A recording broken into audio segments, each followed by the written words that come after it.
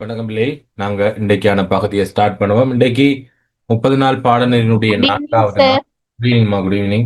4வது நாள். Good evening sir.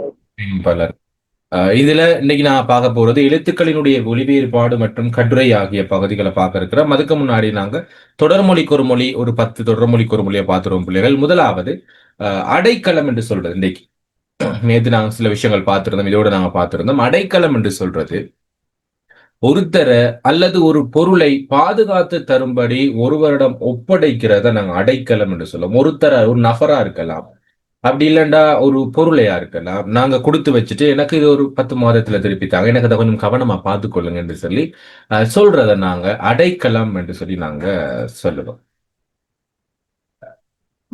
இதை எழுத தேவையில்லை பிள்ளைகள், இதை ஞாபகம் வச்சுக்கொள்ளுங்க. சோ கொஞ்சம் ரிவிஷன் பண்றப்போ ஒரு ஞாபகம் வரும். பார்ட் 1ல எங்களுக்கு 6 தொடக்கம் 8 புள்ளிகளை பெற்றுக்கொள்ளக்கூடிய பகுதி. அதனால நான் கிளாஸ் ஸ்டார்ட் பண்ணனைக்கு 10 to 10 நிமிடம் இதை பார்ப்போம். 10 8 நிமிடம் சரி, இதை கொஞ்சம் பார்ப்போம் டெய்லி. அதான் கொஞ்சம் வில்லனா ஜாயிண்ட் ஆக சொன்னேன். அடுத்து அடைக்கலம். 2வது அடையாள அட்டை அப்படிங்கிறது குறிப்பிட்ட நபர் இவர் தான் அப்படிங்கிறத காட்டுறதுக்கு நிழல் படத்துடன், இப்ப நாங்க வச்சிருக்கிற புகைப்படத்தோட நிழல் படத்தோட காண்பிக்கிற ஒரு அட்டையை தான் பிள்ளைகள் நாங்க அடையாள அட்டைன்னு சொல்லுவோம். உடையெல்லாம் இருக்கும் தேசிய அடையாள அட்டை அப்படிங்கிறது. நான் தான் அப்படின்னு காட்டுறதுக்கு எந்த போட்டோ போர்டு இருக்கிற ஒரு அட்டையை அடையாள அட்டைன்னு சொல்லுவோம். அட்டவதானி அப்படின்னு சொல்றவர் ஒரே நேரத்துல 8 விடயங்களையும் அவதானிக்கிற ஆற்றல் படைத்தவனை நாங்க அட்டவதானி என்று சொல்லி சொல்லுவோம். ஒரே நேரத்துல 8 விடயங்களை அவதானிக்கக்கூடிய ஆற்றல் படைத்தவர். அடுத்து அடிசில் என்று சொல்றது உணவு வகைகளை ஆக்கும் இடம். நாங்க அடிசில் என்றால் உணவு என்று சொல்லுவோம். பட் சரியானது சாரி அட்டில். அடிசில் என்ற உணவு. அட்டில் என்று சொல்றது அட்டல் அல்லது அட்டில் என்று சொல்றது உணவுகளை ஆக்கி வைக்கிற இடம். அந்த அந்த இடத்தை நாங்க சொல்லுவோம் அட்டில் என்று சொல்லுவோம். உணவுகளை ஆக்குற இடம் என்று சொல்லுவோம். அணிந்துரை. இதுல கொஞ்சம் உரை பற்றி கொஞ்சம் பார்த்து கொள்ளுங்க பிள்ளைகள். இது கண்டிப்பா ஒரு வினாக்கள் வர்றதுக்கு வாய்ப்புகள் இருக்கும், பெரும்பாலும் உரை சம்பந்தமா வர்றதுக்கு. அணிந்துரை என்று சொல்றது என்ன அப்படின்னா, அணிந்துரை என்று சொல்றது ஒரு நூலுக்கு நூலாசிரியர் தவிர்த்து இன்னொருத்தரால கொடுக்கப்படுது. முன்னுரை அப்படிங்கிறது நூலை எழுதினியவரே அது சம்பந்தமான விளம்பரத்தை கொடுத்தால் அது முன்னுரை. அணிந்துரை அப்படிங்கிறது என்ன அப்படின்னா, நூலுக்கு நூலாசிரியர் தவிர்த்து இன்னொருத்தரால பட் என்ன செஞ்சிருக்கணும் அப்படின்னா, அந்த நூல் பற்றிய விளக்கத்தை சகலதையும் அறிஞ்ச ஒருத்தரால மட்டும்தான் அணிந்துரை கொடுக்க முடியும். அணிந்துரை எல்லாராலையும் கொடுக்க முடியாது. அணிந்துரைங்கிறது அந்த நூல் பற்றி சகல விடயங்களையும் தெரிந்த ஒருத்தரால மட்டும்தான் எங்களுக்கு இந்த அணிந்துரை என்பது கொடுக்க முடியும். ஓகே, அணிந்துரை. அடுத்து அணுசக்தி என்று சொல்றது பிள்ளைகள். அணுசக்தி என்று சொல்றது அணுவை மையமாக கொண்டு கரு பிளக்கப்படுகின்ற பொழுது வெளிப்படுகின்ற சக்தியை தான் நாங்க அணுசக்தி என்று சொல்லுவோம். இப்ப நீங்க சயின்ஸ்ல எல்லாம் படிச்சிருப்பீங்க. அணுசக்தி அப்படிங்கிறது ஒரு அணுக்குள்ளால் இருக்கக்கூடிய உண்டு அந்த கரு என்று சொல்லுவோம். கரு பிளக்கப்படுகின்ற பொழுது எங்களுக்கு வெளிப்படுகின்ற அணுசக்தி என்று சொல்லுவோம். அம்கார் கொஞ்சம்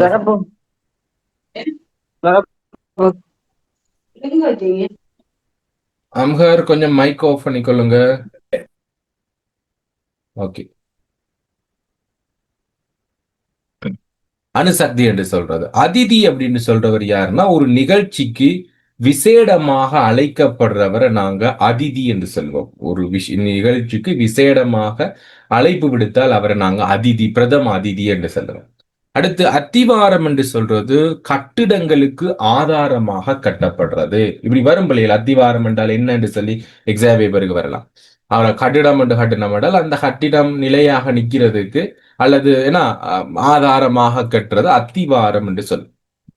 அனாதை என்று சொல்றவர் அகதி வேற அனாதை வேற. சகல உடைமைகளையும் இழந்தவன் தான் அகதி. தாய் தந்தை இழந்தவன் தான் அனாதை. அனாதை என்பது தாயையும் தந்தையும் இழந்திருந்தா மட்டும்தான் அனாதைன்னு சொல்லுவோம்.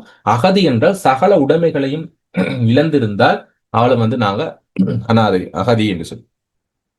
அனுதாபம் என்று சொல்ற அனுதாபம் ஒருவர் படும் துன்பத்தை பார்த்து அல்லது கேட்டு தாமும் கவலைப்படுறோம்டா அனுதாபம் என்று சொல்லுவோம். மேல உங்களுக்கு அனுதாபம் வந்திருக்குன்றா என்ன காரணம், எனக்கு ஏதாவது துன்பம் நடந்திருக்குது, சோ அதனால அனுதாபம்.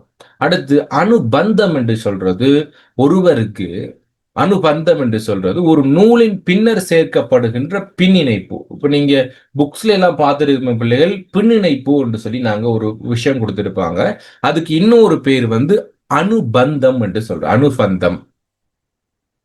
இதோட பாப்போம். அந்தப்புறத்தோட நிறுத்துவோம் இன்றைக்கு. அந்தப்புறம் என்று சொல்றது அரண்மனையில பெண்கள் தங்கி இருக்கிற இடத்தை தான் நாங்க அந்தப்புறம் என்று சொல்லுவோம். சோ பெண்கள் தங்கி இருக்கிற இடம் சொல்லுவோம் அரண்மனை. ஓகே. ஏனைய விடயங்கள் நாளைக்கு பாவம் பிள்ளைகள். கொஞ்சம் கொஞ்சம் நாங்க இவ்வளவு பார்த்து கொண்டோம்னா ஓகே. இப்படி கொஞ்சம் கொஞ்சமா பாடமாய்க்கொள்ளும், ஞாபகம் வச்சுக்கொள்ளும். இன்றைக்கு நாங்க பார்க்கக்கூடிய பகுதி எதென்றால் கட்டுரை மற்றும் எழுத்துக்களினுடைய ஒளி வேறுபாடு. ரைட். நேத்து நான் உங்களுக்கு ஒரு ஒர்க் கொடுத்தேன். யாரெல்லாம் செஞ்சீங்க பிள்ளைகள்? என்ரைஸ் பண்ணுங்க. நேத்து நான் கொடுத்த வேலையை செஞ்சு பார்த்தீங்களா? நான் கொடுத்த வேலையை இல்லையா? ஓகே. பார்த்துக்கொள்ளுங்க.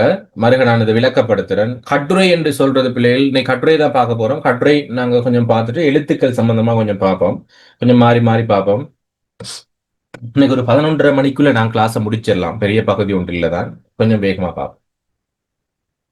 கட்டுரை என்று சொல்றது பிள்ளைகள், அதுல முக்கியமா விளக்க கட்டுரை என்று சொல்றது பந்திகளை அடிப்படையாக கொண்ட ஒரு தொகுப்பு தான் எங்களுக்கு விளக்க கட்டுரை. உரையாடல் அப்படியே மாறிடும். உரையாடல் இதுல இருந்து அப்படியே சேஞ்ச். நீங்க முடிவு பண்ணுங்க. நான் விளக்க கட்டுரை எழுத போறேன்னா உரையாடல் எழுத போறேன். உரையாடல் உங்களுக்கு அடுத்த கிளாஸ் போட்டிருக்கேன் தானே, அதுல உரையாடல் எப்படி இருக்கும் சொல்லி. விளக்க கட்டுரை என்று சொல்றது பிள்ளைகள் முழுமையாக பந்திகளை அடிப்படையாக கொண்டது. ஆகவே பந்தி என்று சொல்லக்கூடிய அத்திவாரம் எங்களுக்கு சரியா இருக்குது என்று சொன்னால் அதை நாங்க சரியா அந்த கட்டுரையை சரியா அமைச்சு கொள்ள முடியும். முதலாவது நாங்க ஒரு அறிமுக பந்தி பார்த்திருந்தோம். சோ பார்த்துக்கொள்ளுங்க ஒரு ஸ்ட்ரக்சர் எப்படி இருக்கணும். அறிமுக பந்தி அப்படிங்கிற பிள்ளைகள் நாங்க ஆரம்பிக்கிறப்ப சோ ஒரு சின்ன இடத்தை விட்டுட்டே ஆரம்பிங்க. சோ இப்படிதான் நாங்க கட்டுரையை வந்து எழுதுவோம். எழுதி கொண்டு போறோம் என்றால் எங்களுக்கு கட்டுரை வந்து இந்த இடத்துல முடிவடைஞ்சிருச்சு. சோ கட்டுரை வந்து இங்கே முடிவடைஞ்சிருச்சு என்று சொன்னால் ஒரு சிலர் என்ன செய்யணும்னா ஒரு இடத்தை விட்டுட்டு அடுத்த வரியில் எழுதுறது. அப்படி எழுதுனீங்க என்று சொன்னால் இதுக்கு உங்களுக்கு மார்க்ஸ் வெட்டுப்படும். அப்படி கட்டுரை எழுதுறது இல்லை. கட்டுரை எழுதுறது நீங்க அடுத்த வரியிலேயே எங்களுக்கு இப்படி ஸ்டார்ட் பண்ணலாம், அல்லது நீங்க இங்க ஸ்டார்ட் பண்ண மாதிரி இங்கனே ஸ்டார்ட் பண்ணலாம். சோ இந்த நேருக்கு இதே நேருக்கு நீங்க அடுத்த வரியிலே ஸ்டார்ட் பண்ணி நீங்க இப்படி கொண்டு போனீங்க என்று சொன்னா கட்டுரை நேர்த்தியாக வரும். முதலாவது விடயம். இது அமைப்படிப்படையான சில விஷயங்களை சொல்றோம். ஒரு இடம் விடவே கூடாது. உங்களுக்கு கட்டுரை எங்கன முடிஞ்சிருக்கா ஓகே இந்த இடத்துல ஸ்டார்ட் பண்ணுங்க அடுத்த வரியிலே. ஒரு வரி எப்பயும் விடக்கூடாது. அடுத்து ஒரு பந்தியில பிள்ளைகள் 5 தொடக்கம் 8 வரையிலான வரிகளை உள்ளடக்கி இருக்கணும். இரண்டாவது விடயம் ஒரு பந்தியில 5 தொடக்கம் 8 வரையிலான வரிகள் உள்ளடங்களாக அந்த பந்தி உங்களுக்கு அமைஞ்சிருக்கணும். இது இரண்டாவது விடயம். அடுத்து பார்த்து கொள்ளுங்க, நோட் பண்ணி கொள்ளுங்க தேவண்டா. இப்போ நாங்க சொற்களை சிலர் எண்ணுவாங்க 1 2 3 4 என்று சொல்லி சொற்களினுடைய எண்ணிக்கையை நீங்க சிலர் எண்ணிக்கொண்டிருப்பீங்க. அப்படி நாங்க எண்ணுறது இல்லை. நாங்க எப்படி சொற்கள் கணக்கிடுவோம் என்றால் ஒரு சிலர் பாத்தீங்க அப்படின்னா பிளிஸ்கோப்தால எங்களுக்கு கிட்டத்தட்ட 4 சொற்கள் எழுதுவீங்க. ஒரு சிலர் 5, ஒரு சிலர் 6 எழுதுவோம். உங்களோட எழுத்துக்களை பொறுத்து எங்களுக்கு வரும். சோ இந்த இடத்துல பாத்தீங்க அப்படின்னா நீங்க கிட்டத்தட்ட 5 சொற்கள் எழுதுனீங்க அப்படின்னா சோ எப்படி எழுதுறீங்க இப்படி எழுதி கொண்டு போவீங்க. ஒன்றுல 4 எழுதுவீங்க, ஒன்றுல 6 எழுதுவீங்க. சோ இப்படி எழுதுவோம். அப்ப கிட்டத்தட்ட 2 3 வரியை எடுத்து பாருங்க. நீங்க எத்தனை சொற்கள் உங்களால எழுத முடியும். உங்களுக்கு ஏற்கனவே தெரியுமே இத்தனை சொற்கள் தான் ஒரு பிளிஸ்கோப் தான் நான் எழுதுவேன். அப்ப தெரிஞ்சுக்கொள்ளுங்க. அப்போ கிட்டத்தட்ட இப்ப இங்க ஒரு 5 எழுதுறீங்கன்னா இங்க 40 சொல் வாரதுக்கு அல்லது 35 சொல் வாரதுக்கு கிட்டத்தட்ட 7 வரிகள் நீங்க எழுத வேண்டும். 7 அல்லது 8 வரிகள் எழுதுனீங்கன்னா ஒரு பந்தியில 40 சொல் இருக்கும். அல்லது 7 வரி எழுதுனீங்கன்னா 35 சொல் இருக்கும் என்பதை நீங்க என்ன செய்யலாம் கணக்கிட்டு கொள்ள முடியும். ஆக இனி என்ன செய்யக்கூடாது போயிட்டு ஒவ்வொரு சொற்களாக எண்ணுறது இல்லை. அப்போ ஒரு பந்தியில நீங்க எத்தனை வரிகள் எழுதணுங்கிறது கவுண்ட் பண்ணீங்க. அப்ப 200 சொல் வரணும்னா நீங்க எத்தனை வரிகள் 250 சொல் வரணும்னா எத்தனை வரிகள் எழுதணும், எத்தனை பந்திகளா நான் அந்த கட்டுரை அமைக்கணுங்கிறத நாங்க முன்னாடியே பிளான் பண்ணிடுவோம். இப்ப அடுத்த கிளாஸ்ல நாங்க அதான் செய்ய போறோம். ஒரு கட்டுரை எழுதுறதுக்கு முன்னாடி இத்தனை வரிகள் இருந்தா எனக்கு ஓகே. கிட்டத்தட்ட நீங்க 6 சொல் எழுதுறீங்கன்னா அதுக்கு ஏற்றபடி எத்தனை வரி எழுதணும், 5 சொற்கள் தான் எழுதுறீங்கன்னா அதுக்கு எத்தனை பந்திகள் எழுதணும், எத்தனை வரிகள் எழுதணும் அப்படிங்கறது நீங்க ஏற்கனவே முடிவு பண்ணிடுங்க. ஆக 7 வரிகள் கொண்ட 5 பந்தியா, அடுத்து 8 வரிகள் கொண்ட 5 பந்தியா அப்படின்னு சொல்லி நீங்க முதலாவதாக அது உங்களோட எழுத்து நுட்பங்களை வச்சு எழுத்துக்களுடைய அளவை வச்சு சொற்களினுடைய எண்ணிக்கையை வச்சு நீங்க கணக்கிட்டு கொள்ளணும். இது கிளியரா பிள்ளைகள்? இந்த விடயம் அமைப்பு கிளியர் ஆயிடுச்சா உங்களுக்கு? ஹேண்ட் ரைஸ் பண்ணுங்க. வேற ஏதாவது டவுட் இருக்கா அதுல?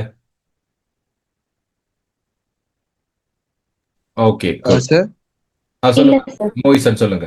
ஒரு ஒரு பந்தியில 10 சொற்கள் வர மாதிரி எழுதினா இல்லையா சார்? இல்ல இல்ல, பிளண்டு இல்ல. நீங்க ஒரு வரியில 10 சொற்கள் எழுதலாம். பட் என்ன நடக்கும் என்று சொன்னால் எனக்கு சின்ன சின்ன பந்திகளாக வரும். உங்களோட எழுத்து ரொம்ப சின்னதா மோயிசன்? மொய்சான்? ஆமா சார். அதுதான். கொஞ்சம் பெருசா முடிஞ்ச அளவுக்கு ஒரு 6 சொற்கள் வர மாரி எழுதுனீங்கன்னா, உங்களோட கட்டுரை வந்து கொஞ்சம் பார்க்கிறதுக்கு பெருசா இருக்கும். இப்ப இப்படித்தானே? எங்கட பார்த்த உடனேக்கு என்ன செஞ்சிருவார் என்று சொன்னால், இவரோட கட்டுரை ரொம்ப ஒரு பக்கத்துல நீங்க 250 சொல் எழுதியிருப்பீங்க. பார்த்த உடனேக்கு அவர் என்ன நினைப்பார்? என்ன அந்த பொடி ஒரு பக்கம் தான் கட்டுரை எழுதியிருக்கிறார் அப்படிங்கிற ஒரு மனத்தாக்கத்துல, அவங்க கொஞ்சம் மார்க்ஸ் கொஞ்சம் குறையறதுக்கு வாய்ப்புகள் இருக்கு. அது மட்டும் தான். மத்தபடி ஒரு பிரச்சனையும் இல்ல. பட் கொஞ்சம் ஓரளவுக்கு ஒரு 6 சொற்கள் எழுதுற மாரி சரி, கொஞ்சம் எழுத்துக்கள பெருசாக்கி கொண்டீங்கன்னா, இல்ல அது ஒரு பிரச்சனையும் இல்ல. இப்ப 10 சொற்கள் இருக்கு அப்படின்னா, கிட்டத்தட்ட இப்ப நீங்க ஒரு 4 வரி தான் ஒரு பந்தி வரும். 4 வரியில நீங்க கிட்டத்தட்ட 40 சொல் எழுதியிருப்பீங்க. ஆக 4 வரி தான் இருக்குது என்றால், அவர் வாசிக்கிறப்ப ஒருவேளை சின்ன கட்டுரையா இருக்குமோ அப்படிங்கிற ஒரு மனத்தாக்கம் வரலாம். அவ்வளவுதான். வேற ஒன்றுமே இல்ல. அதெல்லாம் உண்டு.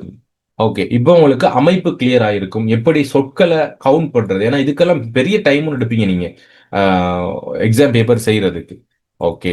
இப்போ ஓரளவுக்கு அமைப்பு ஓகே. பந்தியும் ஓகே உங்களுக்கு இப்ப. ஏன்னா ஒரு பந்தியும் ஓகே. நாங்க இன்னொரு தலைப்பு ஒண்ட பார்க்க போறோம் இன்றைக்கு. நேத்து ஒரு தலைப்ப நான் உங்களுக்கு விளங்கப்படுத்தியிருந்தேன். சோ இந்த தலைப்பை நீங்க கொஞ்சம் எழுதி பார்க்க சொன்னேன். பார்ப்போம். இன்னொரு தலைப்பையும் பார்த்துக்கொண்டு அந்த தலைப்பை பார்ப்போம். உதாரண கட்டுரை 2 நான் இங்க குடுத்திருக்கிறேன். வெயிட். எமது உலகம் விஞ்ஞான வளர்ச்சியில் இப்ப இதுல நீங்க எடுக்க போறீங்க. சின்ன ஒர்க் ஒண்ணு பண்ண போறோம் பிள்ளைகள். எமது உலகம் விஞ்ஞான வளர்ச்சியில் அதிவேகமாக முன்னேறி வருகின்றது. அதன் தாக்கத்தை விண்வெளி துறையிலும் செயற்கை நுண்ணறிவு துறையிலும் இன்று காணக்கூடியதாக இருக்கிறது. இதற்கான காரணம் கணினித் துறையில் ஏற்பட்டுள்ள மாற்றமும் மனிதனிடத்தில் ஏற்பட்டு வரும் விஞ்ஞானத்துறை சார் முன்னேற்றமும் ஆகும்.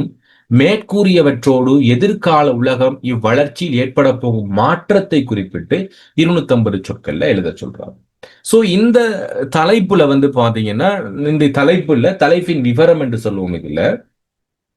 முதலாவது கேட்டிருக்கிறாங்க, இன்று எமது உலகம் விஞ்ஞான வளர்ச்சியில் அதிகமாக முன்னேறி வருகிறது. நாங்க முதலாவது சொல்ல வேண்டிய விடயம், ஓகே, இன்றைக்கு 21ஆம் நூற்றாண்டினுடைய அதுவும் 2020க்கு பிறகு எமது உலகம் விஞ்ஞான துறை வளர்ச்சியிலும் சரி, அதே நேரம் விண்வெளி துறையிலும் சரி, அதிகமான மாற்றத்தை இன்னைக்கு கொண்டுகிட்டு வருது அப்படிங்கிற ஒரு அறிமுக பத்தியை சொல்ல போறீங்க. அப்படி இல்லைன்னு சொன்னா, நீங்க இந்த கட்டுரை முழுவதும் என்ன விடயங்கள் உள்ளடங்க போறீங்களோ, அதை வந்து நாங்க சொல்ல போறோம். முதலாவது இப்ப நீங்க பார்த்துக்கொள்ளுங்க, சட்டகம் ஒன்று இப்ப நீங்க அமைக்க போறீங்க. நான் கேட்க போறது இல்ல. பட் ஒரு 5 நிமிடம் தருவேன். சட்டகம் ஒன்று அமைச்சு பாருங்க. நான் சொல்ற விஷயம் அதுல இருக்குதான்னு பார்ப்போம். 2வது, அதன் தாக்கத்தையும் விண்வெளி துறையிலும் செயற்கை நுண்ணறிவு துறையிலும் காணக்கூடியது. அப்ப நாங்க 2வது விஷயம் அதுல பேசியிருக்கணும். செயற்கை நுண்ணறிவு துறையிலும் சரி, விண்வெளி துறையிலும் என்னென்ன மாற்றம் நடந்திருக்கு. முக்கியமா கேட்கிற விடயம் வேற. இதற்கான காரணம் கணினித் துறையில் ஏற்பட்டுள்ள மாற்றமும் மனிதனிடத்தில் ஏற்பட்டு வரும் விஞ்ஞானத்துறை சார் முன்னேற்றம் ஆகும். மேற்கூறியவற்றோடு எதிர்கால உலகம் இவ்வளர்ச்சியில ஏற்பட போகிற மாற்றம். அப்ப எங்களுக்கு முக்கியமா என்ன கேட்கிறாங்கன்னா, எதிர்காலத்துல என்னென்ன மாற்றங்கள் நிகழப் போகுது. ஓகே, உங்களுக்கு இப்ப 10:15 10:18 மட்டும் 3 நிமிடம் டைம் தாரேன். விஞ்ஞானத் துறையில ஏற்பட போகின்ற மாற்றங்கள் ஒரு 5 எழுதுங்க. எதிர்காலத்துல ஆர்டிபிஷியல் இன்டெலிஜென்ஸ்லயும் அடுத்து எங்களுக்கு விண்வெளி துறையிலையும் ஏற்பட போகும் மாற்றம் 5 எழுதுங்க. கிளியரா நான் சொன்ன விஷயம்? வேகமா எழுதுங்க. நோட் பண்ணிக்கொள்ளுங்க வேகம்.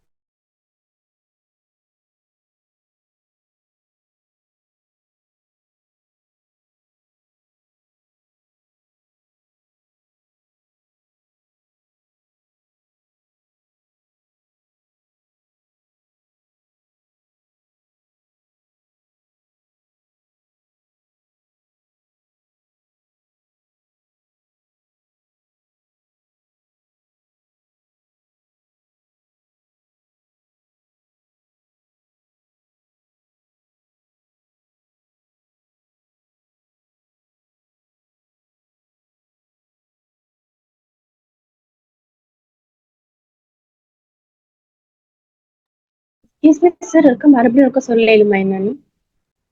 அதாவது எதிர்காலத்துல விஞ்ஞான துறையிலையும் அதே நேரம் செயற்கை நுண்ணறிவு துறையிலும் ஏற்பட போகும் மாற்றங்கள் 5 எழுது சார். விஞ்ஞானத்துறை விண்வெளித்துறையிலையும் செயற்கை நுண்ணறிவு துறையிலையும் ஏற்பட போகும் மாற்றம். அதை ஒரே சொன்னா விஞ்ஞானத்துறை சார் முன்னேற்றம் 5.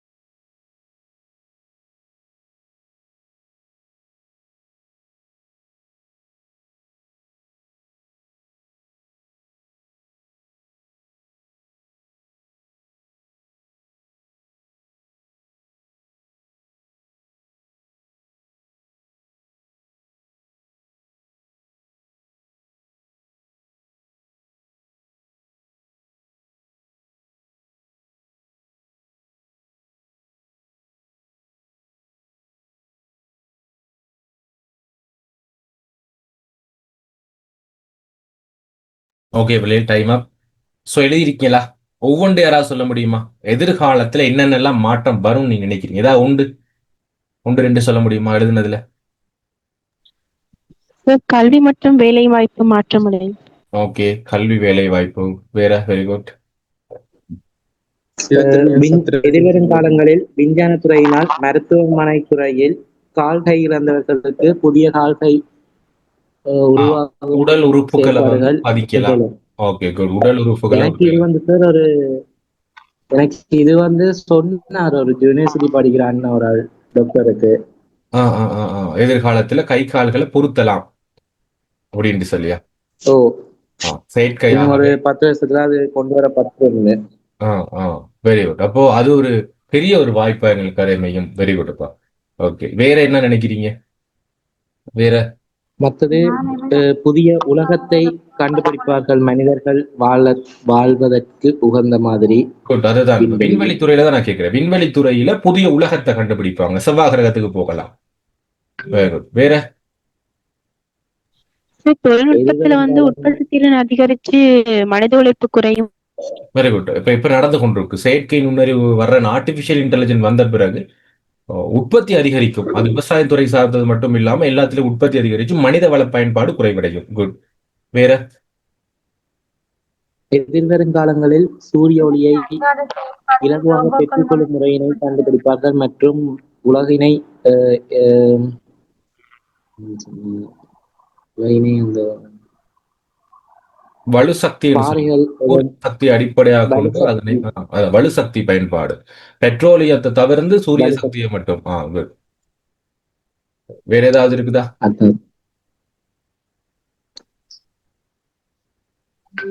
ஓகே, தேங்க்யூ பிள்ளைகள், தேங்க்யூ. இப்ப நீங்க நோட் பண்ணிக்கொள்ளுங்க. நாங்க சில விஷயங்கள் இப்ப இங்க நான் ஹட்டுரையாக கொடுத்திருக்கிறேன். நான் கொஞ்சம் வாசிச்சு பார்ப்போம் என்னென்ன விடயங்கள் இங்க உள்ளடக்கப்பட்டிருக்கு.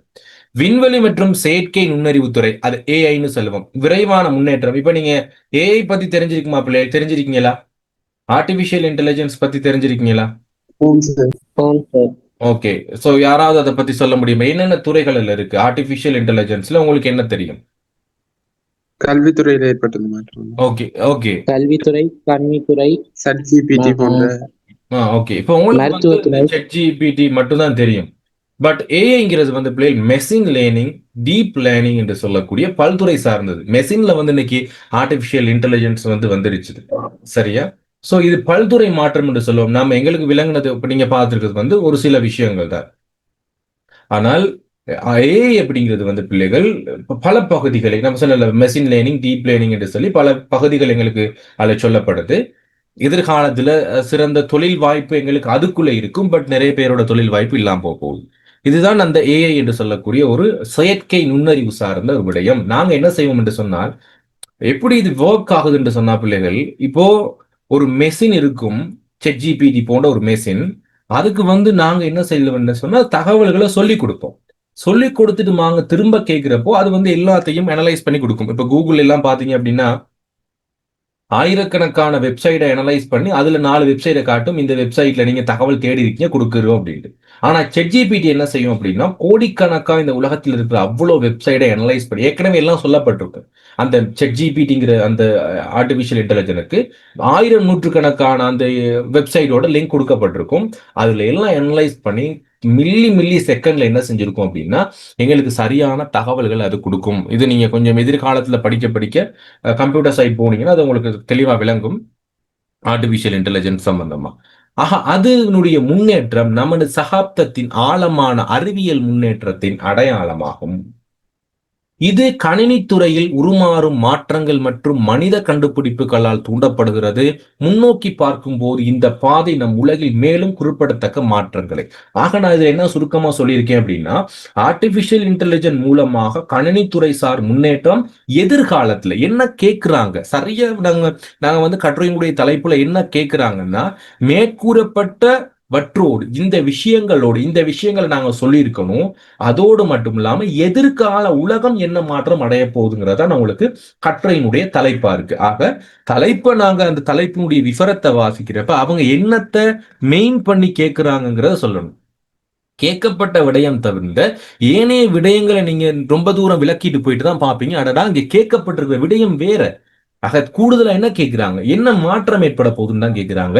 ஏனைய விடயங்களை நாங்க சோட்டா சொன்னோம்னா போதும். பாருங்க, எதிர்காலத்துல விண்வெளி ஆய்வு மற்றும் பயணத்தில் புரட்சி என்னத்தை கேட்டிருந்தாங்க, 2 விஷயம். ஒன்று, விண்வெளி துறையில என்ன மாற்றம் ஏற்பட போகுது, விஞ்ஞான துறை மாற்றத்துல, செயற்கை நுண்ணறிவுல என்ன மாற்றம். அப்ப 2ஐயும் நாங்க சொல்லுவோம். முதலாவது நான் சொல்ல வரேன், எதிர்காலத்தில் விண்வெளி ஆய்வு மற்றும் பயணத்தில் புரட்சியை ஏற்படுத்த விண்வெளி தொழில்நுட்பங்கள் தயாராக உள்ளன.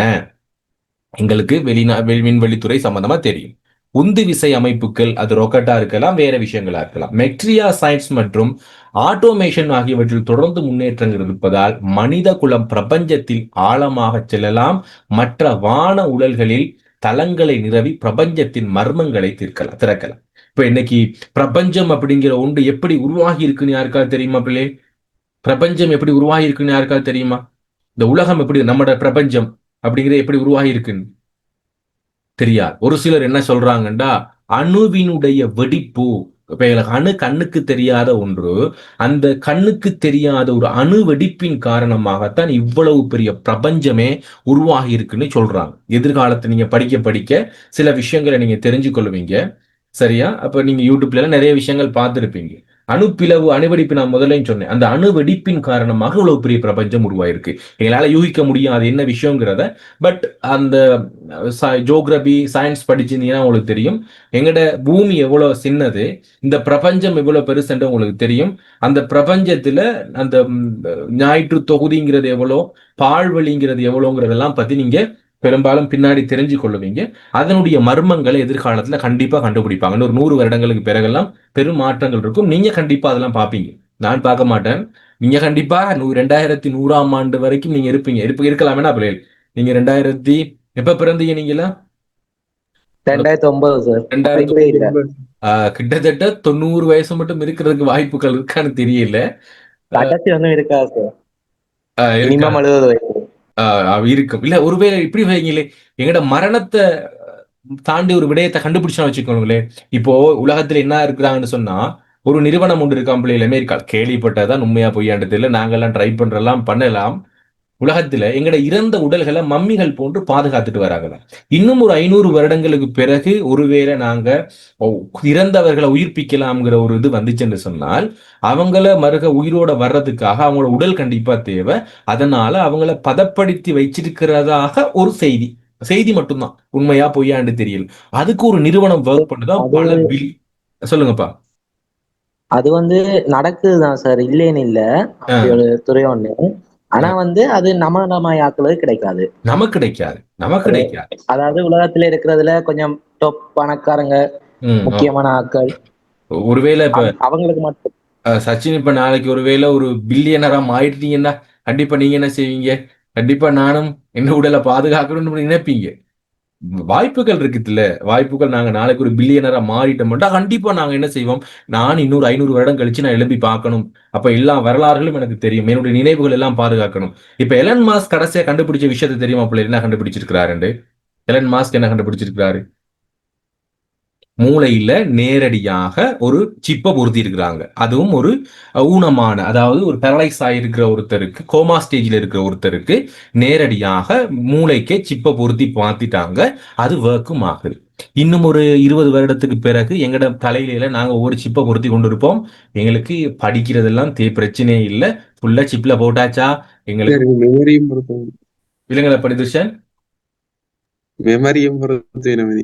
அதான் மெமரியை பொருத்திட்டாங்க ஃபுல்லா. எலன் மாஸ்கோட கடைசி கண்டுபிடிப்பு ஆயிட்டானே. அடுத்தடுத்து அவர் என்னென்ன புதிய கண்டுபிடிப்புகள் கொண்டு வர போறாங்கன்னு தெரியல. இது எங்களுக்கு ஏஐ துறையில சொல்லுங்கப்பா. பாவம் சார், அந்த மெமரி கார்டு வெடிச்சிடும். இல்ல அது இருக்குது, மெமரி கார்டு இருக்குது. நாங்க யோசிக்கிற அளவுக்கு மெமரி கார்டு வெடிக்கிறதுக்கு வாய்ப்புகள் இருக்குது. இருந்தாலும் அவங்களுடைய புதிய புதிய கண்டுபிடிப்புகள் கொஞ்சம் இந்த விஷயத்தை தெரிஞ்சுக்கொள்ளும், கொஞ்சம் வேகமா நம்ம பார்த்துக்கொள்ளும். அடுத்து ஓகே. அதே நேரத்தில் ஏஐயினுடைய பரிணாமம் சமூகத்தின் பல்வேறு அம்சங்களை மறுவடிவமைக்கும். சுகாதாரம் நீங்க சொன்ன மாதிரி சுகாதாரத்துறையில, போக்குவரத்து மற்றும் கல்வி, பொழுதுபோக்கு வரை இயந்திர கற்றல் வழிமுறைகள் பெருகிய முறையில் அதிநவீனமாகி வருவதால் அவை மனித திறன்கள், ஓட்டுநர் திறன்கள் மற்றும் தொழில்கள் முழுவதும் புதுமையாக வருகின்றன. அமெரிக்காவில் வந்து ஓட்டோ கார் வந்துருச்சு, தெரிந்த பிள்ளைகள் கூகுளோட ஓட்டோ கார் வந்துருச்சு. எங்களுக்கு டிரைவரே இல்லை, அது போகுது. இரண்டாவது விடயம் வேற என்னமோ சொல்ல நினைச்ச மறந்துட்டேன். ஸோ இப்படி மாற்றம் அடைஞ்சு கொண்டுதான் வந்து கொண்டே இருக்குது. அது எல்லா துறையிலையும், அணுசக்தி துறையிலையும் சரி, ஏஐ துறை ஃபுல்லாவே மாறிக்கிட்டு இருக்கு. இந்தியாவில் ஒரு டீச்சர் வந்துட்டாங்க, ஞாபகம் இருக்கா? ஏஐ துறை சார்ந்த டீச்சர் 1 இயருக்கு முன்னே வந்துட்டாங்க. ஃபுல்லா எல்லாரும் அவங்க தான் படிப்பிக்கிறாங்களாம், டீச்சர் ஏஐ துறை. ஓகே. அடுத்து ஓட்டுநர் திறன்கள் மற்றும் தொழில் முழுவதும் புதுமை கண்டுவிட்டன. எவ்வாறாயினும் ஏஐ ஆளுகை மற்றும் அதன் சமூக தாக்கங்களை சுற்றியுள்ள நெறிமுறை கருத்தாய்வுகள் கவனமாக வழிச்செலுதலை கோரும். அப்ப நான் கவனமா அதை பாவிக்கணுங்கிறாங்க. இரண்டாவது, மேலும் ஏரோஸ்பேஸ் மற்றும் ஏரோஸ்பேஸ் என்று சொல்றது எங்களுக்கு விண்வெளி சார்ந்த துறை மற்றும் ஏஐயினுடைய ஒருங்கிணைப்பு அற்புதமான கண்டுபிடிப்புகளை வழங்க உள்ளது. ஏஐ இயங்கும் தன்னாட்சி விண்கலம், துல்லியமான வழி செல்லுதல், உள்நோக்கி கண்டறிதல். அதாவது பிள்ளைகள், இன்னைக்கு நாங்க ஏஐ துறையை வந்து நாங்க சரியா மாடல் பண்ணிட்டு டீப் பண்ணிட்டு மெஷினை வந்து செஞ்சுட்டோம் என்று சொன்னால் நாங்க எங்களுக்கு போய் செவ்வாய் கிரகத்துல இது ஆய்வு செய்யணும், நாங்க இங்க இருந்து இன்ஸ்ட்ரக்ஷன் கொடுக்க வேண்டிய அவசியம் இல்லை. ஸோ இப்போ என்ன செய்யும், செவ்வாய் கிரகத்துல போய் ஏஐ துறை என்னென்ன விஷயம் நாங்க எதிர்பார்க்கிறோமோ அவ்வளத்தையும் அதுவே செஞ்சிடும். தானாக இயங்கக்கூடிய ஒன்றாக அது மாறிடும். அப்படி எங்களுக்கு விண்வெளித்துறை சார்ந்த இடத்துல மாற்றம் ஏற்படலாம் ஏஐ துறை மூலமாகவும். ஏஐனுடைய நீங்க சொன்ன மாதிரி உற்பத்தி துறையின் செயல்முறைகள் அதிகமான மாற்றங்கள் ஏற்படும். உற்பத்தியை சீராக்கலாம், பாதுகாப்பை மேம்படுத்தலாம் மற்றும் செலவுகளை குறைக்கலாம்.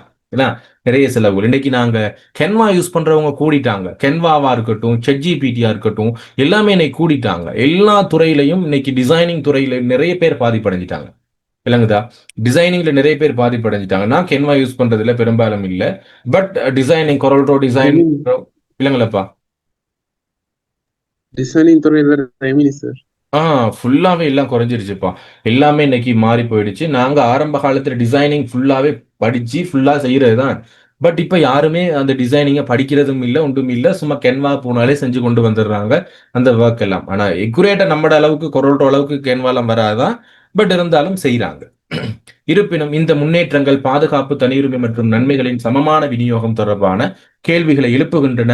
இந்த எதிர்காலத்தை நோக்கி நாம் முன்னேறும் போது மனிதகுலத்தினுடைய மேம்பாட்டுக்காக அது முழு திறனையும் பயன்படுத்துவதற்கு இடையே ஒத்துழைப்பு, நெறிமுறை கட்டமைப்புகள் மற்றும் தொழில்நுட்பத்தின் பொறுப்பான பொறுப்புணர்வு ஆகியவற்றை வளர்ப்பது அவசியம். இல்லை அப்படின்னு வச்சுக்கோங்களேன், ஏஐ என்ன செஞ்சிடும் என்றால் வைரஸ்களை உருவாக்கி எங்களுக்கு அனுப்பக்கூடியதா இருக்கும். எங்களுக்கு சரியா இன்னைக்கு ஏஐ இப்ப நீங்க பார்த்துருப்பீங்க, வெப்சைட்ல உள்நுழைகிறக்க ரோபோட் கேட்கும், ரோபோட்டா இல்லையான்னு கேட்கும். ஆனா இப்ப இன்னைக்கு ஏஐ துறையும் ஒரு ரோபோட் தானே, பட் அதுக்கும் அது டிக் பண்ணி இல்லைன்னா ரோபோட் இல்லைன்னு சொல்லி இன்னைக்கு டிக் பண்ணி கொடுத்துருது. பிள்ளைல பார்த்து அவங்களுக்கு தெரிஞ்சிருக்கும் ரோபோட் இல்லைங்கிறது கூட வெப்சைட் அன்லிங்க் பண்ணி கொடுக்குது. இப்ப அந்த அளவுக்கு நீங்க மாறிடுச்சு. எதிர்காலத்துல ஏஐ துறை எங்களையே சாப்பிடுற அளவுக்கு வந்துடலாம். அதனால அதை கொஞ்சம் கவனமா பார்த்துக்கணும் என்று சொல்லி நாங்க முடிவை கொடுத்துருக்கோம். இது ஒரு சாதாரண விஞ்ஞானத்துறை சார்ந்த ஒரு கட்டுரை. இப்ப இதுல நான் உங்களுக்கு விளங்கப்படுத்துறது, சொல்லப்பட்டிருக்கிற விஷயத்த சரியா பார்த்துக்கணும். என்னது, விண்வெளி துறையிலையும் செயற்கை நுண்ணறிவு துறையிலையும் எதிர்காலத்தில் ஏற்பட போகும் மாற்றங்கள் 5 எழுதுங்க. 5 எழுதிட்டு 5ஐயும் 5 பந்தியில விளக்கப்படுத்தினீங்கன்னா இந்த கட்டுரை சரி. இந்த கட்டுரை விளங்குனிச்சாப்ல எல்லாருக்கும் கிளியரா? ஓம் சார், என்ன கிளியர். Okay, good. மற்ற பிள்ளைகளுக்கு எல்லாரும் ஆன்சர் பண்ணுங்க பாப்போம். கிளியரா எல்லாருக்கும்? முடிஞ்ச மட்டும் நீங்க உங்களோட டவுட்ஸை சொல்றது என்னோட கலந்துரையாடலா இருந்தா ஃபுல்லாவே நல்ல ஒரு வகுப்பா போகும். முடிஞ்ச மட்டும் என்னோட எல்லாரும் பேச பாருங்க. அப்பதான் எனக்கு கடைசியா இன்னும் ஒரு 2 வருடத்துக்கு பிறகு சரி சார் நான் இவர்தான் அப்படின்னு பேசுறப்ப கூட ஓகே நீங்க தான் அப்படின்னு ஞாபகம் வர்றதுக்கு சரி, உங்களோட பேரை அடிக்கடி ஞாபகம் வச்சுக்கொள்றதுக்கு சரி மைக் ஆன் பண்ணி பேசுங்க. ஓகே. அதுல நிறைய பேர் கிளாஸ்க்கு ஜாயின் பண்ணுவாங்க, யாருன்னும் எனக்கு நினைவு இருக்காது. Okay good. ஓகே, இப்ப நம்ம அடுத்து இன்னொரு நாடு, இந்த பகுதியை நான் பார்க்க போறோம். நாடு இயற்கை வளங்களிலிருந்து இந்த சூழலில் இந்த பகுதிகளை பயன்படுத்திக் கொள்ள வேண்டியது. ஓகே, தண்ணீர் இந்த மேல பார்த்த அந்த கட்டுரையினுடைய முழு விளக்கம் இங்க இருக்குது. அடுத்து இது எக்ஸாம் பேப்பர் 2019ஆம் ஆண்டு உங்களோட பேப்பர்ல வந்த ஓலவல் பேப்பர்ல வந்த அதே தலைப்பு நான் இங்க கொடுத்திருக்கிறேன். ஸோ இதையும் பார்ப்போம். இப்போ அதுக்கு முன்னாடி நாங்க எழுத்துக்களினுடைய ஒளிவேறுபாடு என்பதை நாங்க பார்த்துட்டு இங்க வருவோம். ஓகே, இப்போ ஒரு கட்டுரை பார்த்திருக்கோம் பிள்ளைகள். இன்றைக்கு ஒரு 11:30 மணி வரைக்கும் நாங்க கிளாஸ் முடிச்சு கொள்ளலாம். முக்கியமாக இன்றைக்கு நாங்க ஸ்டார்ட் பண்ண போறது பிள்ளைகள் இலக்கணம் என்று சொல்லக்கூடிய பகுதி. தேவென்று சொன்னால் கொப்பி ஒன்று எடுத்து வச்சுக்கொள்ளுங்க. இலக்கண பகுதியை நாங்க பார்த்துக் கொள்றது. இலக்கணம் என்று சொல்லக்கூடிய பகுதியை பார்க்க போறோம். இலக்கணம் என்று சொல்றது என்னன்னா பிள்ளைகள், ஒரு முறைப்படி நடக்கிறத நாங்க சொல்லுவோம். இலக்கணம் என்றால் நான் இலக்கணப்படி வாழ்றவனப்பா அப்படின்னா நான் ஒரு முறைப்படி வாழ்றவன் என்று சொல்லுவோம். ஆக இங்க நாங்க பார்க்க போறது ஒரு மொழியினுடைய இலக்கணம். அது என்ன மொழி? தமிழ் மொழியினுடைய இலக்கணத்தை பார்க்க போறோம். தமிழ் மொழியினுடைய இலக்கணத்துல நாங்க என்ன பார்க்க போறோம் என்றால், ஒரு மொழிய எப்படி எழுதணும், எப்படி வாசிக்கணும், எப்படி நாங்க பேசணும், எந்த விடயத்தை கிரகிச்சு கொள்ளணும் என்று சொல்லக்கூடிய சில விடயங்கள், 5 விடயங்கள் இருக்கும். அந்த 5 விடயங்களையும் படிச்சு கொள்றதுதான் ஒரு மொழியினுடைய இலக்கணமா இருக்கும்.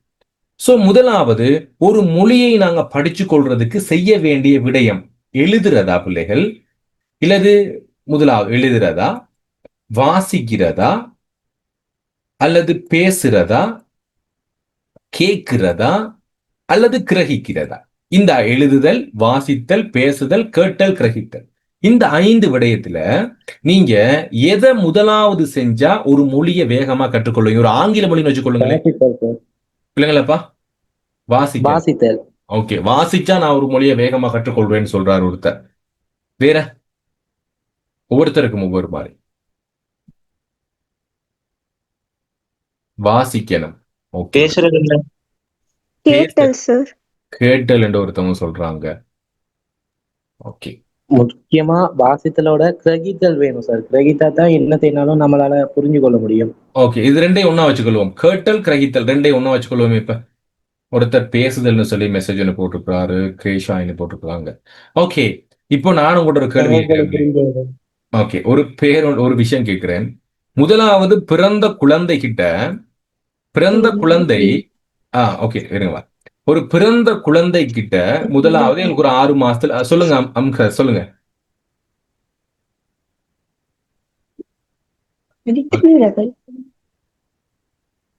விலங்குலம்மா நீங்க பேசுறது. ஓகே, அப்போ ஒரு பிறந்த குழந்தை கிட்ட முதலா அந்த பிறந்த குழந்தை பேசுமா, அல்லது நாங்க அந்த பிறந்த குழந்தைகிட்ட கொண்டு போய் வாசிச்சு காட்டுவோம்? நம்ம சொல்றோம் ஒரு மொழியை படிச்சு கொள்றதுக்கு முதலாவது நாங்க வாசிக்கணும் என்று சொல்றோம். பட் ஒரு பிறந்த குழந்தை முதலாவது ஒரு மொழியை கற்றுக்கொள்றதுக்கு அது எங்கேயாவது வாசிக்குதா பிள்ளை, அல்லது என்ன செய்தது? முதலாவது எழுதுது. மோயிசா கேக்குது, கேட்டு கிரகிக்குது, கிரகிச்ச பிறகு அதுவா கலைக்கு வலிக்குது, எழுதுது, எழுதினதுக்கு அப்புறம் வாசிக்குது. முதலாவது அந்த சரியா நீங்க எழுதிக்கிறது இல்ல சார், அப்படியே பின்னிக்கிருந்தே வாசிட்டு வந்தோம்னா சரியா வரும். முதலாவது அது என்ன செஞ்சு கொள்ளும்? கேட்கும், கேட்டு கிரகித்துக் கொள்ளும். கேட்டல், கிரகித்தல் என்று சொல்லுவோம். முதலாவது நாங்க ஒரு மொழியை படிக்கிறதுக்கு நல்லா செவி கொடுத்து கேட்கணும். நிறைய பேர் பொறின் போவாங்க பிள்ளைகள், அவங்களுக்கு ஆங்கில எழுத்தும் தெரியாது, வாசிக்கிறதுக்கும் தெரியாது. ஆனா பொறின்ல இருந்து வரப்ப நல்லா இங்கிலீஷ் பேசுவாங்க. இப்படி பேசுறாங்கடா, அவங்க பேசுனதை அவங்க முதலாவது கேட்டாங்க, கேட்ட விடயத்தை பேசினாங்க, பேசின பிறகு வாசிச்சாங்க, அதுக்கப்புறம் எழுத்துக்களை தெரிஞ்சு கொண்டாங்க. சோ இது ரெண்டும் பிரச்சனை இல்லை. எழுத தெரிகிறது, வாசிக்க தெரிய பிரச்சனை இல்லை. முதலாவது ஒரு மொழியை கற்றுக்கொள்றதுக்கு நாங்க கேட்கணும், கேட்டு நாங்க கிரகிச்சு கொள்ளணும். ஒரு பிறந்த குழந்தையும் அப்படிதான் பிள்ளைகள், ஒரு விஷயத்தை நல்லா கேட்டு கிரகிச்சு கொண்ட பிறகு என்ன செய்யப்படும்? பேசும். விளங்குச்சா? ஓகே, அப்ப எழுத்துக்கள் சம்பந்தமா நாங்க படிக்கிறதுக்கு முன்னாடி இலக்கணத்துல நாங்க என்ன படிக்க போறோம்னா, ஒரு ஒரு இலக்கணம் ஒரு படிக்கிறோம், ஒரு கிராமர் படிக்கிறோம், ஒரு மொழி படிக்கிறோம். அப்ப நீ ஆங்கில மொழி உங்களுக்கு கஷ்டம் படிண்டா எப்படி நாங்க முதலாவது ஒரு மொழி, ஆங்கில மொழி மட்டும் இல்லை, நீங்க கொரியன் மொழியா இருக்கலாம், வேற மொழியை படிச்சு கொள்றதுக்கு முதலாவது நீங்க என்ன செய்யணும்? கேட்கணும் அந்த மொழியை. கேட்ட பிறகு கேட்டு கேட்டு கேட்டு சொற்கள் பழக்கப்பட்ட பிறகு கொஞ்சம் கொஞ்சமா அதுல என்ன செஞ்சு கொள்வோம், நாங்க கிரகிப்போம். ஒரு புதிய புதிய சொற்களை கிரகிச்சா இதுக்கு இதுதான் பொருள், இதுக்குதான் பொருள்னு அதுக்கப்புறம் பேசுவோம், அதுக்கப்புறம் கொஞ்சம் எழுதுவோம், வாசிப்போம். இது ஒரு தொடர்ச்சியா நடக்கும். ஓகே, இப்போ தமிழ் மொழி சார்ந்த இலக்கணத்தில இந்த விடயங்கள் இருக்க, மொழி இலக்கணத்துல நாங்க படிக்கக்கூடிய 5 விடயங்கள் என்ன அப்படின்னா, முதலாவது எழுத்திலக்கணம் படிக்க போறோம். எழுத்திலக்கணம். 2வது படிக்க போறோம் சொல் இலக்கணம். முதலாவது எழுத்திலக்கணம், 2வது சொல் இலக்கணம், 3வது பொருள் இலக்கணம். வெயிட் பண்ணுங்க, நான் ஒரு பேஜ் ஆன் பண்ணிக்கிறேன். இதுல பார்த்துக்கொள்ளுங்க. முதலாவது எழுத்திலக்கணம் படிக்க போறோம். எழுத்து, சொல், பொருள், யாப்பு, அணி. இதுதான் பிள்ளைகள் பேசிக். நாங்க இலக்கணத்தினுடைய பேசிக்ல இருந்து ஸ்டார்ட் பண்றேன். எழுத்து, சொல், பொருள், யாப்பு, அணி என்று சொல்லக்கூடிய 5 இலக்கணத்தை நாங்க படிப்போம். என்னத்துல ஒரு இலக்கணம் படிக்கிறது. இப்ப இதுல முதலாவது நான் கொஞ்சம் வேகமாவே நான் உங்களுக்கு சொல்லிட்டு போறேன். கிரேட் 10, 11 அப்படிங்கிறதுனால எழுத்து என்று சொல்றது என்னன்னா பிள்ளைகள், ஒரு ஒளி வடிவமும் வரி வடிவமும் கொண்ட ஒரு அடையாளத்தை தான் நாங்க எழுத்து என்று சொல்வோம். சோ உதாரணத்துக்கு இது என்ன எழுத்தண்டு யாருக்கா தெரியுமா பிள்ளைகள்? இது என்ன எழுத்தண்டு யாருக்கா தெரியுமா? யாருக்கா இல்ல தெரியும்? இல்ல, தெரியாது. ஏனென்று சொன்னால் இந்த எழுத்துக்கு உருவம் இருக்கிறது, பட் என்ன இல்லைன்னா ஒலி இல்லை, சவுண்ட் இல்லை. ஆக ஒரு எழுத்து எனப்படுவது என்னவா இருக்கணும் அப்படின்னா, உதாரணத்துக்கு அதுக்கு ஒரு அமைப்பு வரி வடிவமும் இருக்கணும், அதே நேரம் ஒளி வடிவமும் இருந்தால் அதனை எழுத்துன்னு சொல்லுவோம். விளங்கி கொண்டீங்களா? ஒரு எழுத்து என்று சொன்னா ஒரு வரி வடிவ அமைப்பு இருக்கணும், அதே நேரம் ஒளி வடிவ அமைப்பு இருக்கணும். எங்களுக்கு இந்த எழுத்துக்கு என்ன எழுத்து தெரியுமா பிள்ளைகள்? இது என்ன எழுத்து? ஏ. ஏனென்றால் எங்களுக்கு இந்த ஏ என்ற எழுத்துக்கு உருவமும் இருக்குது, ஒளியும் இருக்குது என்றால் இதை எழுத்துன்னு சொல்லுவோம். முதலாவது விடயம் எழுத்துன்ற விளங்கிக் கொள்ளுங்க. ஆக பாருங்க, எழுத்து எனப்படுவது ஒளி வடிவமும் வரி வடிவமும் கொண்ட ஒரு அடையாளமாகும். இது முதல் சார்புன்னு 2 வகைப்படும். ஆக எழுத்துக்களை முதல் எழுத்துக்கள், சார்பு எழுத்துக்கள் 2ஆ வகைப்படுத்துவோம். முதல் எழுத்துக்கள் அப்படிங்கிறது என்னன்னா பிள்ளைகள், மொழிக்கு முதலான எழுத்துக்கள். இந்த எழுத்துக்கள் வேற எந்த எழுத்தோட துணையும் இல்லாம பிறகு எழுத்துக்கள். கட்டான ரீஜாயின்டாங்க பிள்ளைகள். கொஞ்சம் நாங்க டைம் எடுப்போம். ஒரு 1/2 hour ஆகும் இந்த ஃபுல்லா படிச்சு முடிக்க அந்த பகுதியை. எழுத்துக்கள் அப்படிங்கிறது ஒளி வடிவம் வரி வடிவம் கொண்ட அடையாளம். எழுத்துக்களை 2ஆ வகைப்படுத்துவோம். முதல் எழுத்து, சார்பெழுத்து. முதல் எழுத்துக்கள் எத்தனை இருக்குன்னா பிள்ளைகள், 30 முதல் எழுத்துக்கள் இருக்குது. உயிரெழுத்துக்கள் 12ம் மெய்யெழுத்துக்கள் 18மாக மொத்தம் 30 எழுத்துக்கள். இந்த 30 எழுத்துக்களும் வேற எழுத்துக்களோட துணை இல்லாம பிறக்கும். இப்போ ரீஜாயின்டாங்க நாங்க மிச்சத்தை பார்ப்போம்.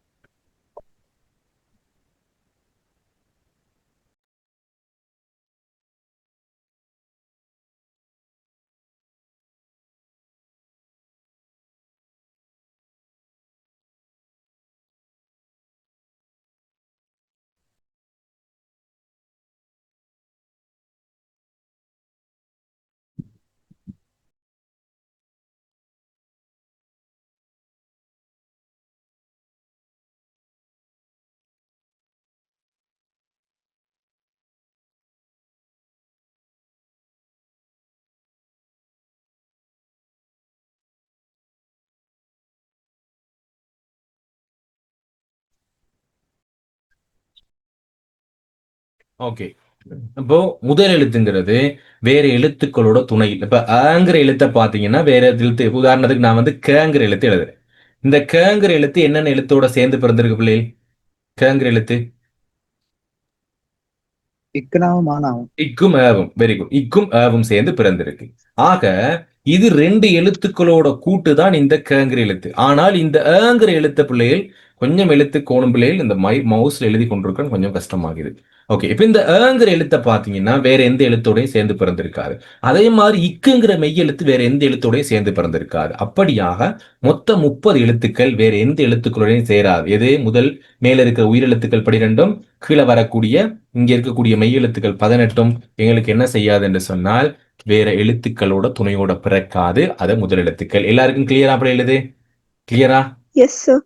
Okay, good. அடுத்துக்கு போயிருவோம். என்னடா நான் படிக்க வேண்டிய பகுதி எழுத்துக்களின் ஒளி வேறுபாடு, அதுதான் எக்ஸாம் பேப்பருக்கு வரும். பட் இருந்தாலும் ஒரு பேசிக் உங்களுக்கு தெரியணுங்கிறதுக்காக வேகமா சொல்றேன். இது சம்பந்தமா மேலும் உங்களுக்கு நல்லா விளங்கணும்னா என் யூடியூப் சேனல் போங்க. ஃபுல்லா எழுத்துக்கள் படிப்பிச்சிருக்கிறேன். 2 ஹவர்ஸ் 3 ஹவர்ஸ்க்கு மேல படிப்பிச்சிருக்கிறேன். நீங்க வேணா இன்னும் தகவல்களை தெரிஞ்சு கொள்ளலாம். பட் ஒரு பேசிக்கா நான் சொல்லிட்டு போறேன் இங்க. சார்பு எழுத்துக்கள் அப்படிங்கிறது முதல் எழுத்துக்கள்னா வேற எழுத்துக்களோட துணை இல்லாம பிறக்கிறது. சார்பு எழுத்துக்கள்னா பிற எழுத்துக்களின் துணையோட பிறந்தா அது சார்பு எழுத்துக்கள். அது உயிர்மை, ஆயுதம், உயிரெழுபடை, ஒற்றெழுபடை, ஐகார குறுக்கம், ஔகார குறுக்கம், மகர குறுக்கம், ஆயுத குறுக்கம், குற்றியலுகரம், குற்றியலிகரம் என்று 10 வகைப்படும். 10ஐ நாங்க பார்ப்போம். ஓகேவா? 10ஐ நாங்க முடிஞ்ச அளவுக்கு இன்னைக்கு பார்ப்போம். பார்க்கலாம். முதலாவது சார் சொல்லுங்கப்பா நிதிஷன். அந்த 10 எங்களுக்கு ஞாபகம் இருக்குமா? கண்டிப்பா ஞாபகம் இருக்கணும். கிரேட் 11 புத்தகத்துல உங்களுக்கு அந்த 10 உங்களுக்கு கொடுத்துருக்காங்களே இலக்கண பகுதியில. கண்டிப்பா சார் எக்ஸாம் வரும்போது. கண்டிப்பா வரும். கண்டிப்பா வரும். கண்டிப்பா நான் உங்களுக்கு படிப்பிப்பேன். உங்களுக்கு இதெல்லாம் படிப்பிப்பேன் நானு. சோ இன்னைக்கு சார்பு படிப்பிக்கு ஏழு என்று சொன்னா உங்களுக்கு இன்னொரு நாள் எக்ஸ்ட்ரா கிளாஸ் ஒன்று போடுவேன். 30 நாள் மட்டும் கிளாஸ் நடக்கும்னு நினைக்காதீங்க. எனக்கு 30 நாள் தான். பட் என்னுடைய எய்ம் வந்து உங்களுக்கு A+ எடுக்க வைக்கிறது தான். அதனால டைம் எல்லாம் எனக்கு பிரச்சனை இல்லை. அவங்களுக்கு நான் எக்ஸ்ட்ரா கிளாஸஸ் போட்டும் செய்வேன். அது கொஞ்சம் ரெடியாகவே இருங்க. ஓகே. உயிர்மை என்று சொல்றது ஆயுதம், உயிரெழுபடை, ஒற்றெழுபடை, ஐகார குறுக்கம், ஔகார குறுக்கம், மகர குறுக்கம், ஆயுத குறுக்கம், குற்றியலுகரம், குற்றியலிகரம் என்று சொல்லி 10 விடயங்கள் இருக்கு. இதை நாங்க பிறகு பார்ப்போம். அடுத்து இதுல முதலாவது பாத்தீங்க என்று சொன்னால் உயிர்மை என்று சொல்லக்கூடிய ஒரு விஷயத்தை மட்டும் பார்த்து, உயிர்மை எழுத்து அல்லது உயிரெழுத்து அல்லது மெய்யெழுத்துங்கிற விஷயம் எங்களுக்கு தெரியும். 12 உயிரெழுத்துக்கள், தொடக்கம் வரையிலான எழுத்துக்கள், 12 உயிரெழுத்துக்கள், இக்கு தொடக்கம் இன்னும் வரையிலான எழுத்துக்கள் நாங்க மெய்யெழுத்துக்கள்னு சொல்லுவோம். இதுல மாத்திரை என்றா மட்டும் முதலாவது விளங்கிக் கொள்ளணும். மாத்திரை என்று சொன்ன பிள்ளைகள் ஓர் எழுத்தை உச்சரிக்க எடுக்கின்ற நேர அளவுதான் மாத்திரை. சோ ஒரு ஆள் இந்த எழுத்தை உச்சரிங்க பார்ப்போம். எப்படி உச்சரிப்போம்?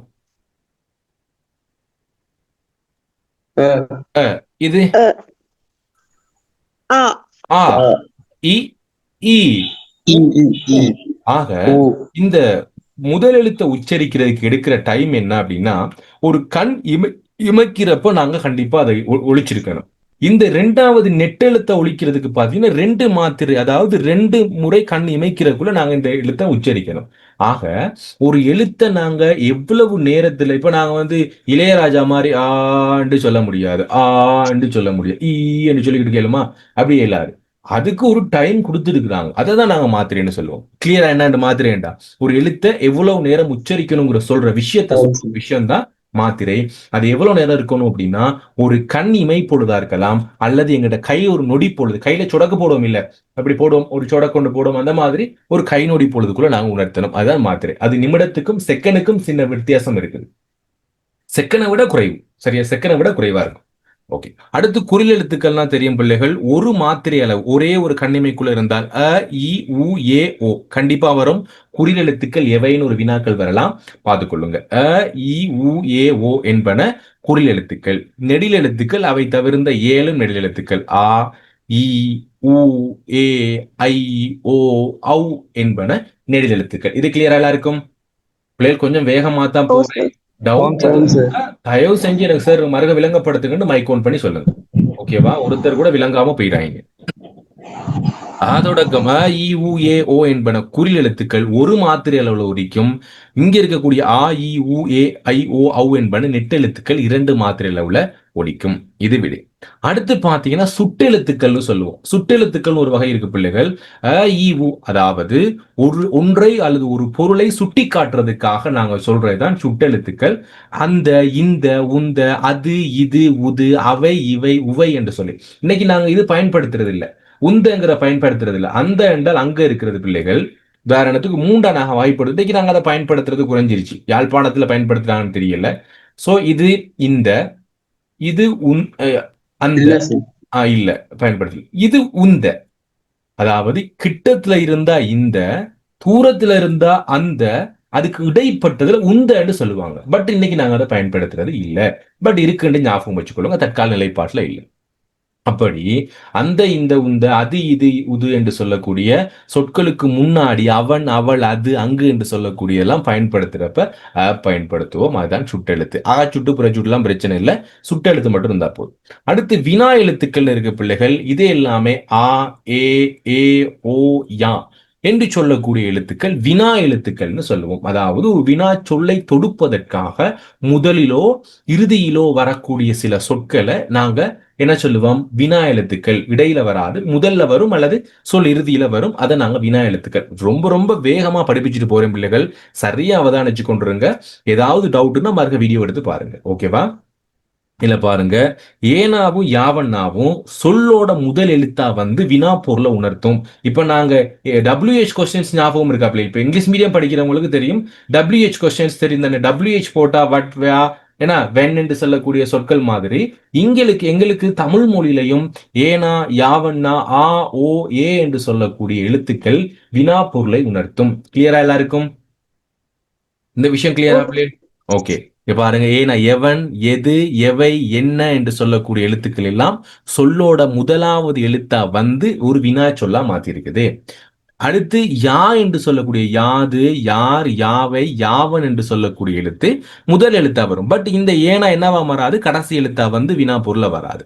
ஆனா ஆவண்ணாவும் ஓவண்ணாவும் பாத்தீங்கன்னா கடைசி சொல்லாதான் வரும். நீயோ, அவரோ, அதுவோ, நீயோ, நீயா, அவரா, அதுவா என்று சொல்லி கடைசியா வரும். ஆனா அந்த ஏ என்று சொல்லக்கூடிய ஒரு எழுத்து மட்டும் சொல்லோட முதல்லையும் வந்து வினா பொருளை உணர்த்தும், சொல்லோட இறுதியாகவும் வந்து வினா பொருளை உணர்த்தும். உதாரணத்துக்கு ஏன், ஏது, நானே, நீ. இந்த இடத்துல பாருங்க, ஏ இன் கூட்டல் ஏ ஏன்னாதான் வந்திருக்கு. நீயே வந்தாய், சொன்னாயே, வந்தாளே அப்படி என்று சொல்லி. பட் நாங்க இன்னைக்கு நானே நானே அப்படிங்கிற சொல்ல மட்டும் பயன்படுத்துறோம், பெரும்பாலும் கொஞ்சம் குறைவு.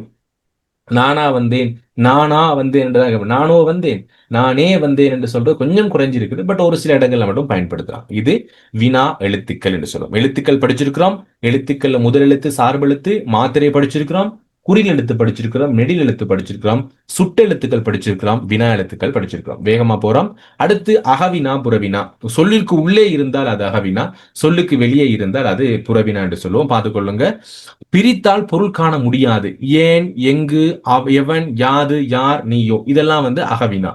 ஆனால் இதுல பாருங்க, எவ்வூர், சாப்பிட்டானா, 2 சொற்கள் இருக்குது. அப்படி வர்ற சொற்களை வந்து புறவினா. ஓகே, இதெல்லாம் வந்து எங்களுக்கு பேசிக்கான சில விஷயங்கள்.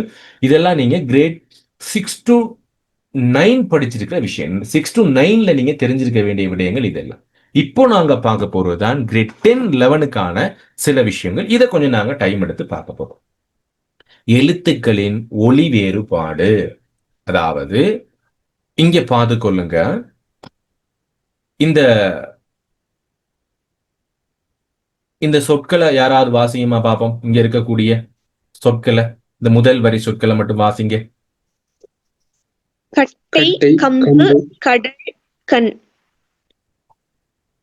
ஓகே, இங்க வாசிங்க பார்ப்போம் இன்னொருத்தர் இந்த வரிய. வேங்கை, மங்கை, வேங்கை, மங்கை, மங்களம், தங்கம். தங்கம், சங்கு. இத வாசிங்க பார்ப்போம். முகம், தேகம், தாகம். குட். இப்போ பாத்தீங்கன்னா மூன்றுலையும் என்ன எழுத்து எங்களுக்கு வருது? இந்த கேங்கிற எழுத்து தான் வருது. பட் முதலாவது சொல்லில கட்டை என்று சொல்லி வந்துச்சு. கம்பு, கடல், கண் என்று சொல்லி வந்துச்சு. இதுலயும் பாருங்க, பக்கம், சாக்கு, முட்கள், வணக்கம், பட்கள் அப்படிங்கிற கே என்ற சவுண்ட்ல வருது. ஆனா இரண்டாவது பாத்தீங்கன்னா வேங்கை, மங்கை. யாராவது வேங்கை என்று சொல்லுவோமா? மங்கை, மக்களம், தங்கம், சங்கு. யாரு சொல்லுவா அப்படி? இப்படி யார் பிள்ளைகள் சொல்லுவா? பொரினஸ் யாராவது, சிங்களாக்கள் யாராவது தமிழ் பேசுறதுண்டா எப்படி சொல்லுவாங்க? அந்த மங்கை அங்க வந்துச்சா, எனக்கு தங்கம் கொஞ்சம் வேணும் சொல்லுவாங்களா இல்லையா பிள்ளைகள்? கேள்விப்பட்டிருக்கீங்களா? பார்த்திருக்கீங்களா அப்படி? சோ இங்க பாத்தீங்க அப்படின்னா வேற யாராவது இதை கொஞ்சம் வாசிங்க. வாசிச்சவங்க இல்லாம வேற யாராவது வாசிங்க பாவம் இதை.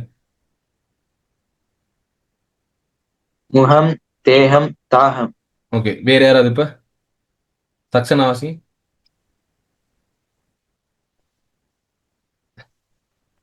வாசிங்க வாசிங்க. முகம், தேகம், தாகம். ஓகே ஓகே, வேற சைலின் வாசிங்க. முகம், தேகம், தாகம். Okay, honey. ஓகே, இப்போ இதுல பாத்தீங்க என்று சொன்னால் 2 பேர் 2 விதமா வாசிங்க. ஒருத்தர் முகம், தேகம், தாகம் என்று வாசிச்சோம். ஒரு சிலர் முகம், தேகம், தாகம். இதுல முதலாவது வாசிச்சது சரியா, 2வது வாசிச்சது நான் சரியா? முகம், தேகம், தாகமா, முகம் தேகம் தாகமா? இது சரி. ரெண்டாவது வாட்ச் சார். ரெண்டாவது முகம், தான் சரி. தேகம், தாகம். தாகம் சவுண்ட் வந்திருக்கணும். ஆக இந்த கேங்கிற சொல் மட்டும் பார்த்து எழுத்து மட்டும் பாத்தீங்கன்னா கே மட்டும் இல்ல, வள்ளின எழுத்துக்கள் கசட தப்பறங்கிற வள்ளின எழுத்துக்கள் ஆறும் தன்னுடைய இயல்பான ஒலி இருக்க தான் என்ன செய்யும், ஏற்ற இடத்துக்கு ஏற்ப வேறுபட்டு ஒலிப்பதனால் இது ஒலி வேறுபாடு.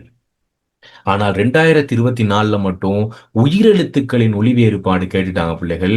உயிரெழுத்துக்களும் ஒரு சில சந்தர்ப்பத்துல ஒலி வேறுபட்டு ஒலிக்கும். இப்ப விளங்குனிச்சா ஒலி வேறுபாடு என்னன்னா வல்லின எழுத்துக்கள் ஆறும் அதே நேரம் வல்லின எழுத்து எதுன்னு தெரியும் தானே பிள்ளைகள்? மெய் எழுத்துக்கள் வல்லின எழுத்து தெரியுமா?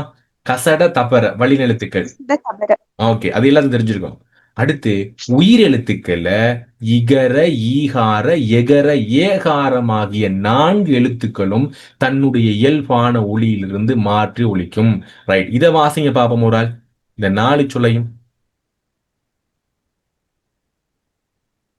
இங்க இருக்குது இலையில இருந்து.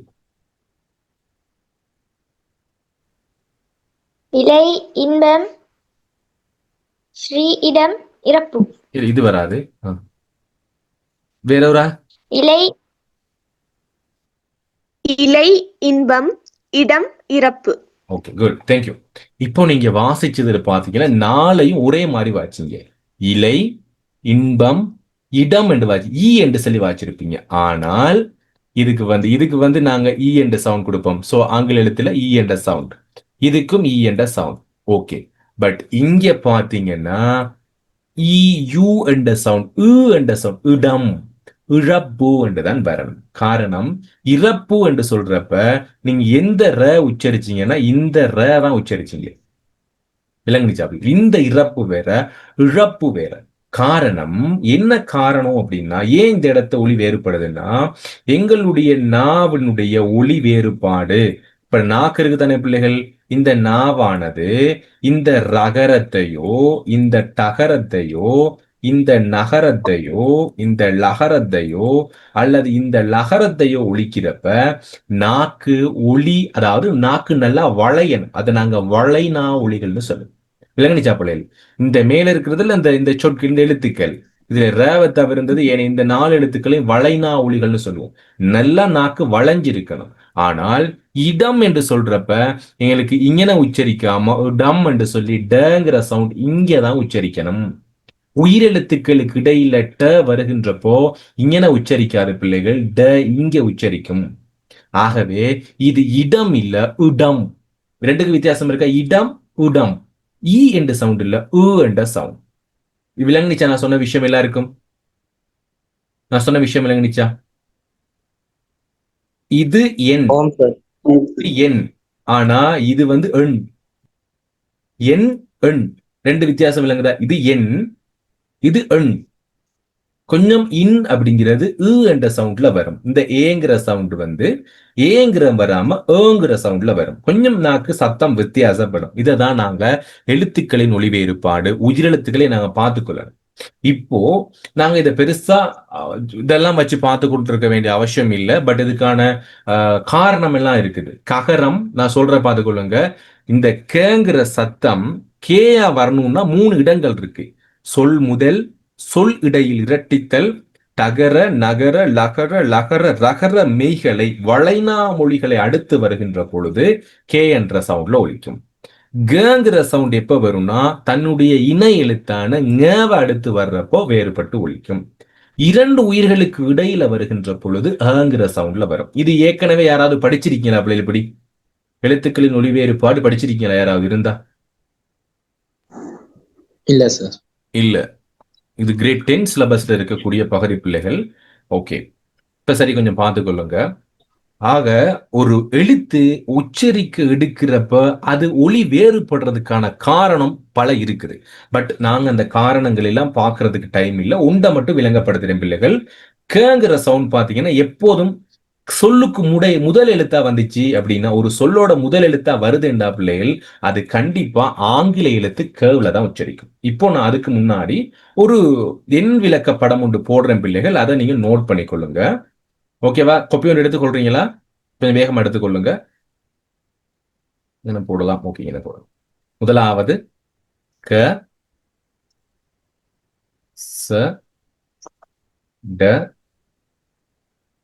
த ப ர. இப்படி போட்டுக்கொள்ளுங்க பிள்ளை. இதுதான் முக்கியம். இந்த ஒரு போட்டோ இருந்துச்சுன்னா எங்களுக்கு போதும் இந்த வினாவுக்கு.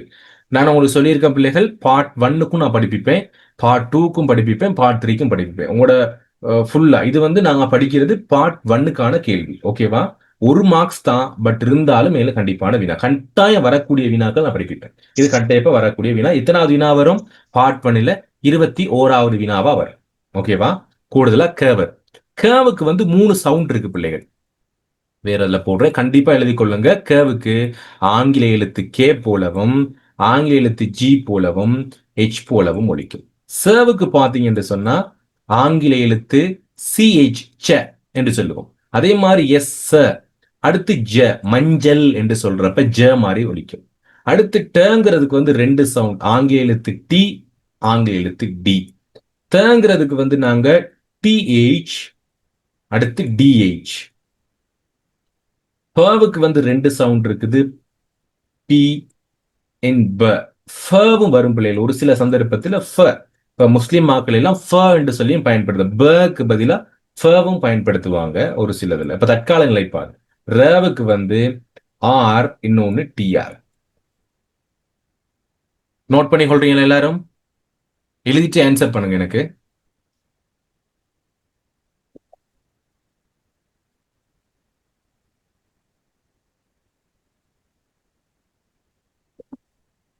Okay sir. Oh sir. Okay, good. எல்லாரும் எழுதி கொள்ளுங்க. கண்டிப்பா இது ஒரு வினா வந்து கொண்டே இருக்குது, அதனால எழுதி கொள்ளுங்க. இப்ப பாப்போம் நாங்க. இப்போ ஒவ்வொன்றா பாப்போம். முதலாவது பாருங்க, சொல் முதலில வருகின்ற பொழுது உண்டை மட்டும் நான் தெளிவா விளங்கப்படுத்துறேன். சொல் முதலிலும் சொல் இடையில் இரட்டிக்கின்ற பொழுதும் வளைனா ஒலிகளை அடுத்து வருகின்ற பொழுதும் எங்களுக்கு கட்டை, கம்பு, கடல் சொல்லுங்க. சொல்லிடையில் இரட்டிப்புனா ஒரே எழுத்து 2 முறை வரும். பக்கம் இக்கு இக்கு, சாக்கு இக்கு இக்கு. அப்ப 2 முறை வந்துச்சென்றாலும் கே சவுண்ட் தான் வரும். மூன்றாவது, நான் சொல்ற இந்த வளைனா ஒலிகளை அடுத்து வருகின்ற பொழுது பாருங்க, முட்கள், வணக்கம், பட்கள் என்று சொல்லி க சவுண்ட் தான் வரும். இது முதலாவது வகை க சவுண்ட். கேள்வி எப்படி கேட்பாங்கன்னு சொன்னால், ககரம் வேறுபட்டு ஒலிப்பது, அல்லது கேட்பாங்க ககரமானது எச் போல ஒலிக்கக்கூடிய சொல்லொன்று சொல்லுங்க அப்படின்னு கேட்பாங்க. சோ அவதானிச்சு கொள்ளுங்க. அடுத்து இணை எழுத்தான, உதாரணத்துக்கு ஒரு பேப்பர் ஒன்று இருக்கான்னு பாக்குறேன். அப்படியே இருங்க, லைன்ல இருங்க, பாக்குறேன். ஒரு பேப்பர் உண்டு. இன்றைக்கு பேப்பர் கிளாஸ்ல படிப்பிச்சதுல ஒரு வினா ஒன்று இருந்துச்சு.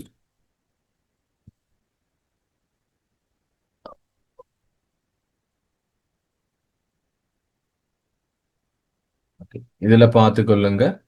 இத பாருங்க, டகரம். இங்க பாருங்க, டகரம் டி என்ற ஆங்கில எழுத்துக்கு நிகராக ஒலிக்கும் சொல். இத பாப்போம் பிறகு. இப்ப பார்த்து கொள்ளுங்க. இதுல இது இப்படி பாருங்க, எத்தனாவது? 21 அல்லது 22வது வினா வருது. அப்போ இங்க ரெண்டாவது விஷயம் க. க அப்படிங்கிற சவுண்ட் எப்ப வரும்னா பிள்ளைகள் பார்த்து கொள்ளுங்க, கசட தபர.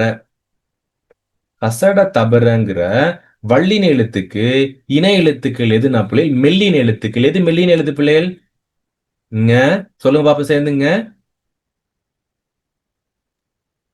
ஞ ஞ ந ந ம ந. இங்க அஞ்சன நமன. சரியா ஞாபகம் வச்சுக்கணும். என்ன? இதுக்கு பேரு டன்னகரம், இதுக்கு பேரு தன்னகரம், இதுக்கு பேரு ரன்னகரம். 3 சுழி நானாவுக்கு பேரு தன்னகரம். டானாவுக்கு நேரா வந்தா, தானாவுக்கு நேரா வர்றது தன்னகரம், ரவுக்கு நேரா வர்றது ரன்னகரம். ஆக இந்த கேவும் ஞவும் இணை எழுத்துக்கள். இது 2 வாரப்ப சத்தம் மாறுபடும். ஃப்ரெண்ட்ஷிப் சரியில்லை 2 பேருக்கும், அதனால அவங்க கொஞ்சம் வேறுபடுறாரு. அவன் சொல்லுவன்ல, நீ சேர்ந்து இருக்கிற ஃப்ரெண்ட்ஷிப் சரியில்லைப்பா, இதான் நீ ஒரு மாதிரி அவன் மாதிரியே ஒலிக்கிற. யார் மாதிரி? இந்த ஞ மாதிரி கே மாறுது. இங்க பாருங்க, இப்ப இந்த இடத்துல வேங்கை என்று ஒலிக்காம இந்த இங்கோட சவுண்ட போட்டு வேங்கை என்று சொல்லி இது ஒலிக்குது. அதான் நாங்க இணை எழுத்துக்கள் என்று சொல்லுவோம். இணை எழுத்துக்கள் ஞவை அடுத்து வருகின்ற பொழுது மாற்றொலிகள். மங்கை, மங்களம், தங்கம், சங். இது ஒரு மாதிரி ஒலிக்கும். மூன்றாவது பாத்தீங்க அப்படின்னா இரண்டு உயிரெழுத்துக்களுக்கு இடையில வர்றப்ப எங்களுக்கு வேறுபடும். அது எல்லாமே இது வல்லின எழுத்துக்கள் எல்லாமே பிள்ளைகள் ரெண்டு உயிரெழுத்துக்களுக்கு இடையில வந்துச்சுன்னா வேறுபட்டு தான் இருக்கும். இது ஒரு சிலர் முகம் என்று சொன்னோம், ஒரு சிலர் முகம் என்று சொன்னோம். ஆனா வெள்ளக்கார யாராவது ஃபாரினர்ஸ் வந்துச்சுன்னா முகம், தேக்கம், தாக்கம் என்று தான் சொல்லுவாங்க.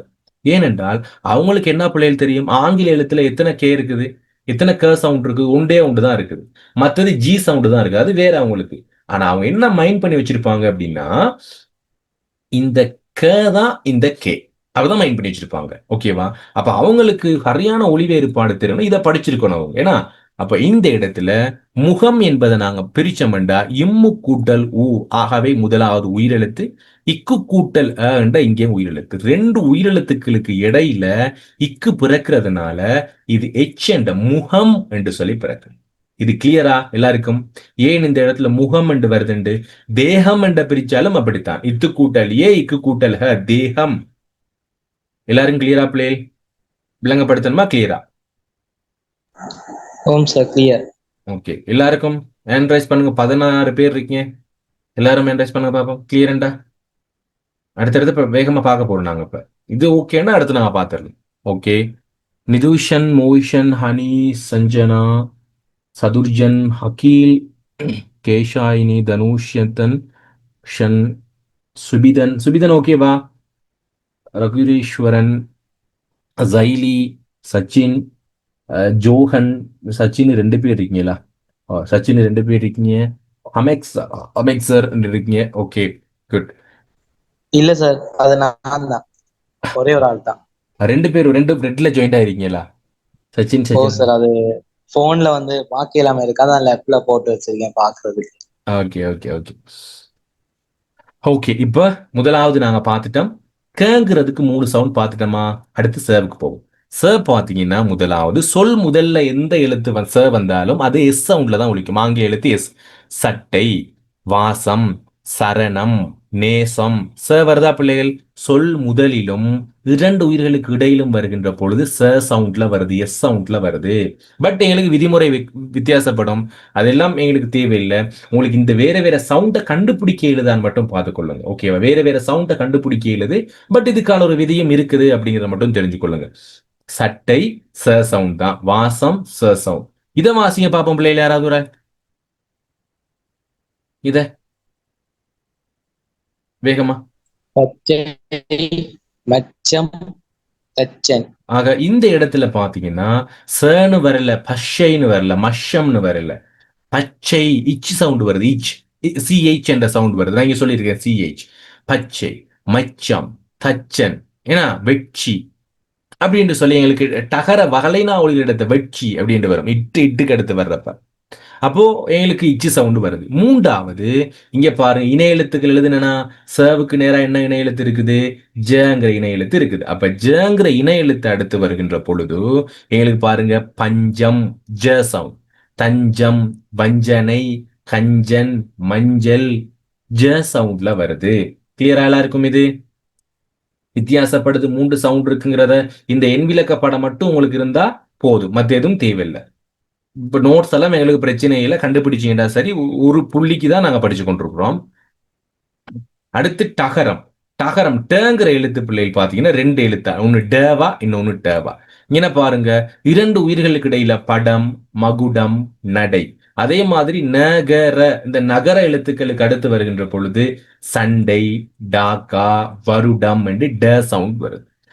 இது இங்க பாத்தீங்கன்னு சொன்னால் இட்டு சவுண்ட், சொற்களுக்கு இடையில இரட்டிக்கின்ற பொழுது பட்டு, வட்டம், முட்டாள், சொட்டை, கட்டம் என்று சொல்லி எல்லாம் வரப்ப எங்களுக்கு டி என்ற சவுண்ட்ல வருது. 2 சவுண்ட் இருக்குது.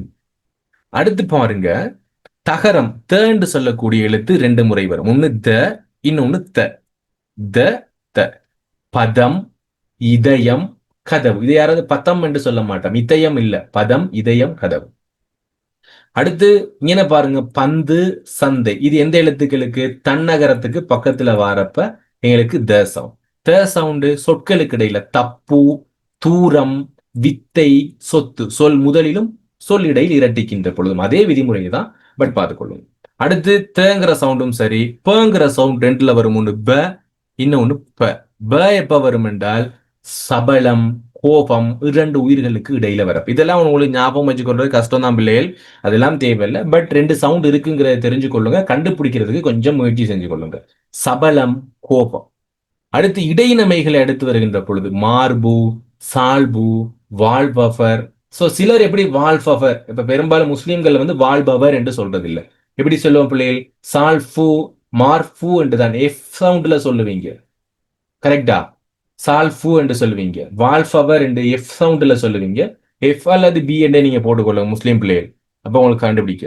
அதே மாதிரி சம்பல், கம்பு, தம்பி என்று சொல்லி நாங்க ப சவுண்ட்ல சொல்லுவோம். அதே மாதிரி ப சவுண்ட் பாருங்க, ப பட்டு, பட்டு இல்ல பட்டு. பாடம் என்று சொல்ல மாட்டோம், பாடம். அப்பா, ஆனா நீங்க வாஃபான்னு தான் சொல்லுவீங்க. என்ன பிள்ளை? அப்பா, வாப்பாலே வாஃபாவா வாப்பாவா, எப்படி உச்சரிப்பீங்க பிள்ளைகள்? வாஃபாவா வாப்பாவா? வாஃபா எஃப் சவுண்டா?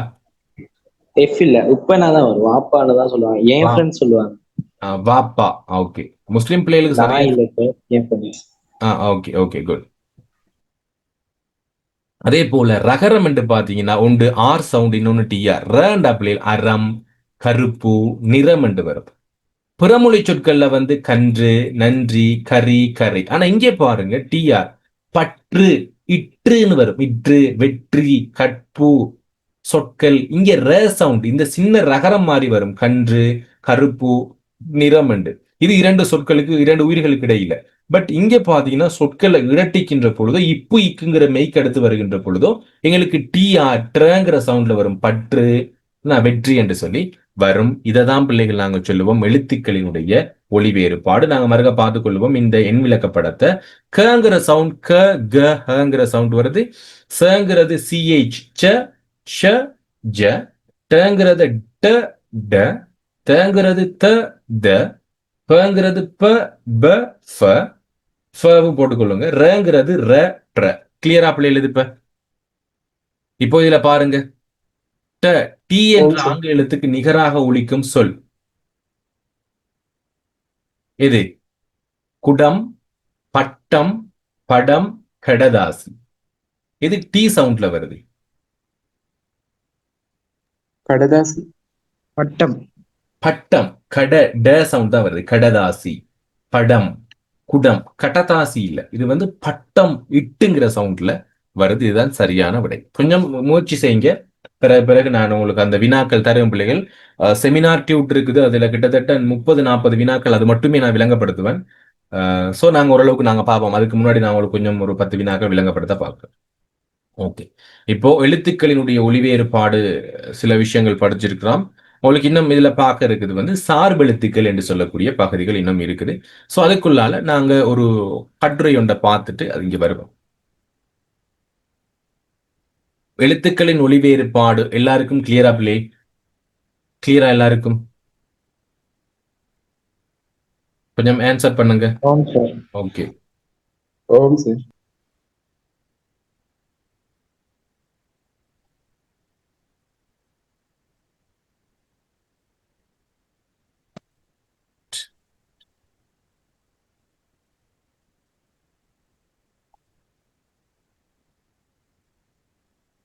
இந்த தலைப்பை பார்ப்போம்.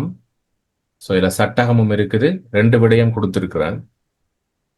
நாங்க ஒரு விளக்க கட்டுரை எடுத்த பிறகு பிள்ளைகள், நாங்க கட்டுரையில வந்து 4 விடயங்கள் கொடுப்பாங்க. கட்டுரையில உங்களுக்கு 4. முதலாவது விளக்க கட்டுரை, 2வது உரையாடல், 3வது மேடை பேச்சு அல்லது வேற ஏதாவது எங்களுக்கு தலைப்புகள் எது வேணாலும் வரலாம். ஆக்கத்திறன் பகுதியில நாங்க 16 தலைப்புகள் படிப்பிப்போம் பிள்ளைகள். உங்களுக்கு 16 தலைப்புகள் நான் படிப்பிப்பேன் ஆக்கத்திறன்ல. சுருக்கம், அழைப்பிதழ், பத்திரிகை செய்தி, துண்டு பிரசுரம், விளம்பரம், அறிக்கை, உரையாடல், சுவரொட்டி, அறிவிப்பு, சுயவிபரப்படிவம், விமர்சனம், செவிக்காணல், மேடை பேச்சு, சிறுகதை. இந்த 16 பகுதிகளையும் உங்களுக்கு கண்டிப்பா வர வேண்டியது விளக்க கட்டுரை. கட்டுரை வரும், உரையாடல் வரும், மேடை பேச்சு. இந்த 3ல ஏதாவது கண்டிப்பா, 3ல 2 கண்டிப்பானது. மேடை பேச்சு வரலாம் அல்லது வேற ஏதாவது வரலாம், அறிக்கை வரலாம், வேற ஏதாவது வரலாம். சிறுகதை கண்டிப்பானது. சோ இந்த 3லையும் நாங்க கூடுதலா பார்ப்போம் பிள்ளைகள். அதுவும் விளக்க கட்டுரையில 3 கிளாஸ், உரையாடல்ல 3 கிளாஸ், எங்களுக்கு சிறுகதையில ஒரு 2 கிளாஸ் போட்டுருப்போம். கண்டிப்பா வருது. சுருக்கத்துல நாங்க கூடுதலா பார்ப்போம். ஏனைய பகுதியில் ஒவ்வொன்று நாங்க பார்த்துட்டு போவோம். நீங்க கிரேட் 10 அண்ட் 11 சிலபஸ்ல என்னெல்லாம் படிக்கணும்னு இருக்கீங்களோ அத்தனை சிலபஸையும் நான் படிப்பிப்பேன். கொஞ்சம் வேகமா படிப்பிப்பேன். கொஞ்சம் புரிஞ்சு கொள்ற அளவுக்கு இருக்கும். முடிஞ்ச அளவுக்கு புரிஞ்சு கொள்வீங்க. ஸோ அப்படி புரியலைன்னா எனக்கு சொல்லிருங்க, நான் மறுபடியும் விளங்கப்படுத்துவேன். அப்ப ஒன்றும் கவலைப்பட வேண்டிய அவசியம் இல்லை. நீங்க என்னெல்லாம் படிக்கணும்னு நினைக்கிறீங்களோ படிக்கணுமோ அவ்வளோத்தையும் நீங்க சரியா படிச்சு கொள்ளுவீங்க. இப்போ நாங்க பார்க்க போறது ஒரு விளக்க கட்டுரையை தான் படிக்க போறோம். ஞாபகம் வச்சுக்கோ, இன்னும் கட்டுரை நிறைய படிக்க போறோம், உரையாடல்லாம் படிக்க போறோம். நீங்க முடிவு பண்ணுங்க எதை எழுத போறேன்னு. விளக்க கட்டுரை எழுத போறீங்களா, உரையாடல் எழுத போறீங்க முடிவு பண்ணி கொள்ளுங்க. எந்த நாட்டிலும் சிறுவர் நலன்கள் பேணப்பட வேண்டும். அப்ப ஒரு விளக்க கட்டுரையினுடைய தலைப்பு கொடுத்திருக்கிறாங்க. அவர்களுக்கான உரிமைகளை மறுத்தல் கூடாது. நாளைய தலைவர்கள் அவர்களே. எனவே கல்வி, விளையாட்டு முதலான சகல உரிமைகளையும் அவர்களை உருவாக்க வேண்டும் எனும் நோக்கில் அமைந்த ஒரு விளக்க கட்டுரை. இப்போ ஒரு கட்டுரையை எடுத்தோன்னைக்கு எந்த இடத்துல முற்றுப்புள்ளி வச்சிருக்கிறாங்களோ அங்க எல்லாம் முதலாவது பிரிச்சு விட்டுருங்க. இது ஒரு சின்ன விஷயம் தான் கேட்டிருக்கிறாங்க. நாங்க அதை சொல்லுவோம் தலைப்பின் சட்டகம். நான் இங்க தலைப்பின் சட்டகம் போட்டிருக்கிறேன். பட் நீங்க எக்ஸாம் பேப்பர்ல போய் தலைப்பின் சட்டகம் போட தேவையில்லை. என்னென்ன விஷயங்கள் சொல்லியிருக்கிறாங்கன்னு பார்ப்போம். முதலாவது கேட்டிருக்கிறாங்க, எமது நாட்டில் சிறுவர்கள் நலன் பேணப்பட வேண்டும் அப்படிங்கிற விஷயத்த சொல்லுங்க அப்படின்னு சொல்றாங்க. அவர்களுக்கான உரிமைகளை மறுத்தல் கூடாது. ரெண்டாவது சொல்றாங்க அவங்களோட உரிமை. என்னென்ன உரிமை? கல்வி, விளையாட்டு முதலான. ஆகவே நாங்க இன்னும் என்ன செய்யலாம்? நீங்க தொடரிசை குடி கொடுத்திருக்கிறோம், இன்னும் நாங்க சொல்லணுங்கிறதுக்காக கொடுத்திருக்கிறேன். நாளைய தலைவர்கள் அவர்களேன்னு விஷயம் கொடுத்திருக்கிறாங்க. என்னென்ன உரிமை மறுக்க கூடாது? கல்வி, விளையாட்டு. யாரெல்லாம் வீட்டுல இப்ப விளையாடக்கூடாது, பிள்ளைகள் படிக்கணும் என்று சொல்றாங்க? யார் வீட்டையெல்லாம் சொல்றாங்க? பிள்ளைகள் ஆன்சர் பண்ணுங்க பாப்போம். என்னது சார்?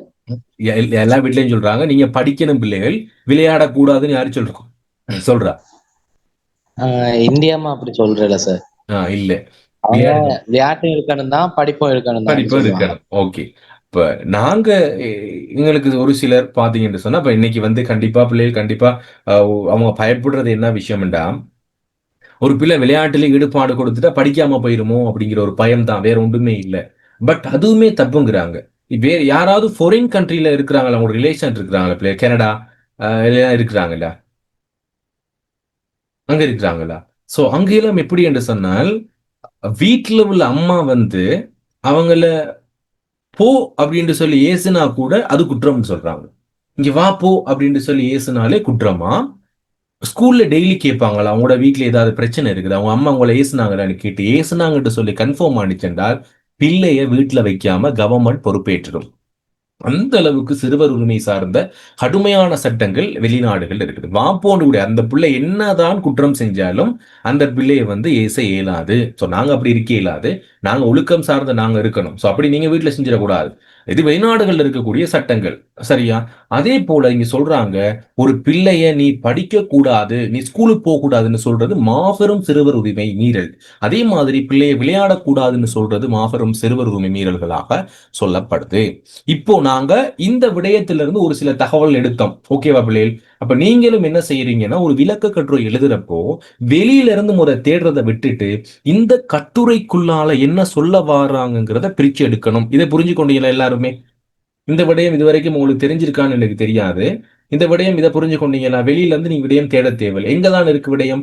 கட்டுரை அந்த விடயத்துக்குள்ளதான் இருக்குங்கிற விஷயம் தெரிஞ்சு கொண்டீங்களா? ஆன்சர் பண்ணுங்க எல்லாரும். Okay, good. பிள்ளை எல்லாரும் தூங்கிட்டீங்களா, விழிச்சிருக்கீங்களா, இருக்கீங்களா எல்லாரும்? ஓகே, நீங்க செட் பாக்ஸ் பண்ணுங்க பிள்ளைகள். நான் செட் பாக்ஸ் பார்த்து கொண்டுதான் இருக்கிறேன். செக் பண்ணலாம். மற்றவங்களுக்கு செக் பண்றது இல்லை, அதை மட்டும் ஒரு தவிர்த்து கொள்ளணும். மற்றவங்களுக்கு எனக்கு மட்டும்தான் செக் பண்ணணும். மற்றவங்களுக்கு டிரெக்ட் மெசேஜ் எதுவும் போடுறது இல்லை. கடந்த கால வகுப்புக்கெல்லாம் நடந்திருக்குது. ஸோ உங்களோட மெயின் குரூப்ல இருந்து சில பேருக்கு மெசேஜும் வரலாம். என்ன பிரச்சனை பிள்ளைகள், எனக்கே மெசேஜ் வருதுன்றா பாருங்களே. என் வைஃபோட நம்பரை நான் என் மெயின் குரூப்ல எட் பண்ணி வச்சிருக்கிறேன். என் வைஃபுக்கே சிலர் மெசேஜ் ஒன்று போட்டிருக்கிறாங்க, நல்லா இருக்கீங்களா, எப்படி இருக்கீங்க என்று சொல்லி மெசேஜ் போட்டிருக்கிறாங்க. அதனால கொஞ்சம் கவனம். அந்த மாதிரியான தகவல்களை எடுத்துக்கொள்றதுக்கு போன முறை செமினார்ல எல்லாம் 150 பிள்ளைகளுக்கு மேல சமாளிக்கிறதுக்கே பெருங்கஷ்டமாயிடுச்சு. ஆன்லைன்ல நேரடியா இருந்தா பிரச்சனை இல்லை, 200-300 பேரும் சமாளிப்போம். கொஞ்சம் கஷ்டம். அந்த வேலையை மட்டும் வச்சுக்கொள்ளாம கொஞ்சம் கவனமா பார்த்துக்கொள்ளுங்க. ஓகே, இதை பாருங்க. அடுத்து தலைப்பின் சட்டகம் பார்த்துட்டோம். தலைப்பின் சட்டகத்துல சொல்லப்பட்ட விடயங்களை தவிர ஏனைய விடயங்களை நாங்க பார்ப்போம். இப்ப நாங்க அது என்ன சொல்ல போறோம் என்றா, இதை நாங்க பிரிச்சு எடுக்க போறோம். எப்படி நாங்க என்ன சொல்ல போறோங்கிறத பிரிச்சு எடுக்க போறோம். ஓகே ஓகேம்மா.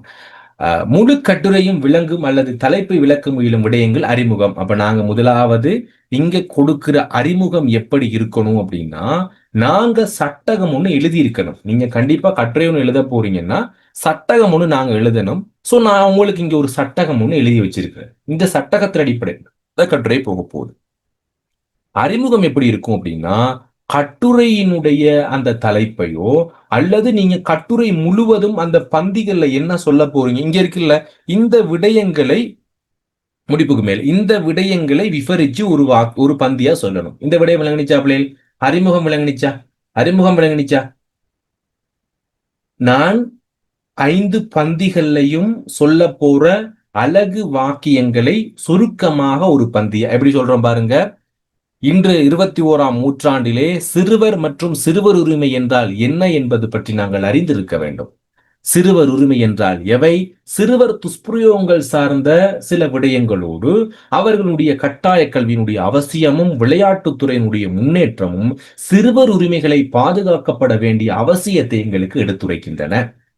அதனை எவ்வாறு நாங்கள் பாதுகாப்பது என்பது பற்றியான விளக்கத்தை இந்த கட்டுரையில் நாங்க பார்க்கலாம். அப்படி என்று சொல்லி நீங்க, நான் உதாரணத்துக்கு உங்களுக்கு சொன்னேன், இந்த விடயத்தை வச்சு அப்படியே தொகுத்து சொன்னேன்.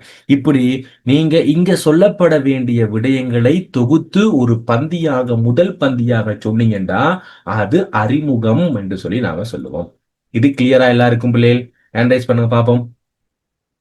செக் பண்ணுங்க, அப்போ உங்களுக்கு தூக்கம் போயிடும். ஹேண்ட்ரைஸ் பண்ணுங்க.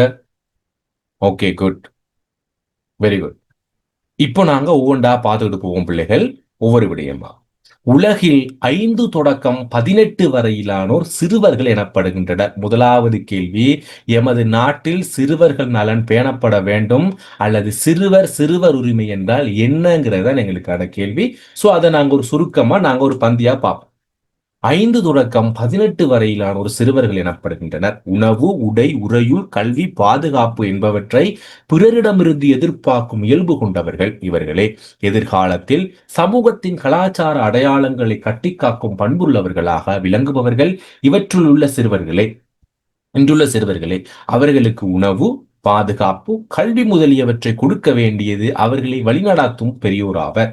ஆயினும் இன்று வேலைக்கு அமர்த்தல், கல்வி மறுப்பு, பாலியல் துஷ்பிரயோகம் முதலியவற்றுக்கு இவர்கள் ஆளாகின்றனர். இதனால் பெற்றோர், பாதுகாவலர் முதலியோர் சிறுவர் உரிமைகளை பாதுகாக்க வேண்டியது கடமையாகும். இப்போ இதுல என்ன சொல்லியிருக்கோம் அப்படின்னா, இந்த கட்டுரையில நான் என்ன முழுவதுமாக சொல்ல போறேனோ அதை சுருக்கமாக நான் சொல்லியிருக்கேன். பட் நான் சொன்ன இந்த விடயங்கள் இருக்குது உள்ளுக்க, இது தெரியாத வகையில நான் சொல்லியிருக்கேன். பட் நீங்க தெரிகிற வகையிலே நீங்க சொல்லலாம். உங்களுக்கு எப்படி இதை எழுத இயலுமோ அந்த மாதிரி நீங்க எழுதி கொள்ளுங்க. அப்ப அறிமுகம் ஓகே.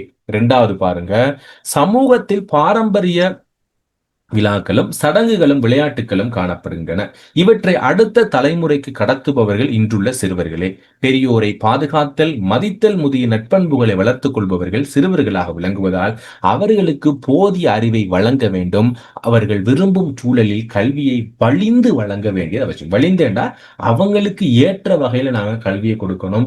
கண்டிப்பா நாங்க அடிச்சு கொடுக்கிறதோ இல்லாட்டி கண்டிப்பா நாங்க அவங்கள திணிக்கிறதோ கூடாது என்று சொல்றாங்க. சிறுவர் உரிமை மீறல் என்று சொல்றாங்க. அவங்க படிக்க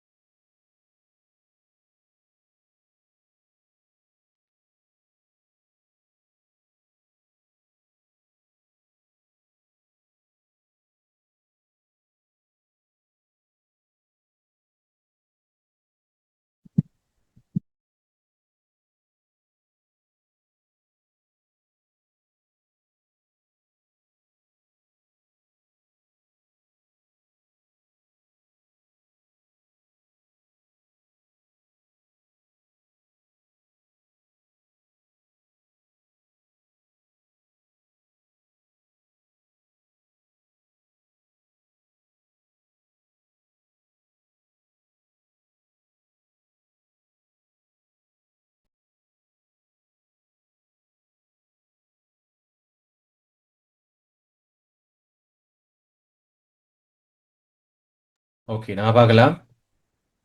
ஆக அவர்களை நாங்க பாதுகாக்கணும். சிறுவர்களை பாதுகாக்க வேண்டியது எங்களுடைய கடமை.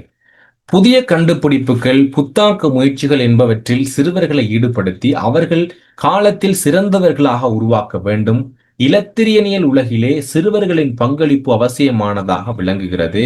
சமூக கட்டமைப்பில் சிறுவர்களினுடைய முக்கியத்துவத்தை அறிந்தமையினால் பாடசாலை மாணவர் பாராளுமன்றம் என்ற ஒன்று உருவாக்கப்பட்டுள்ளது.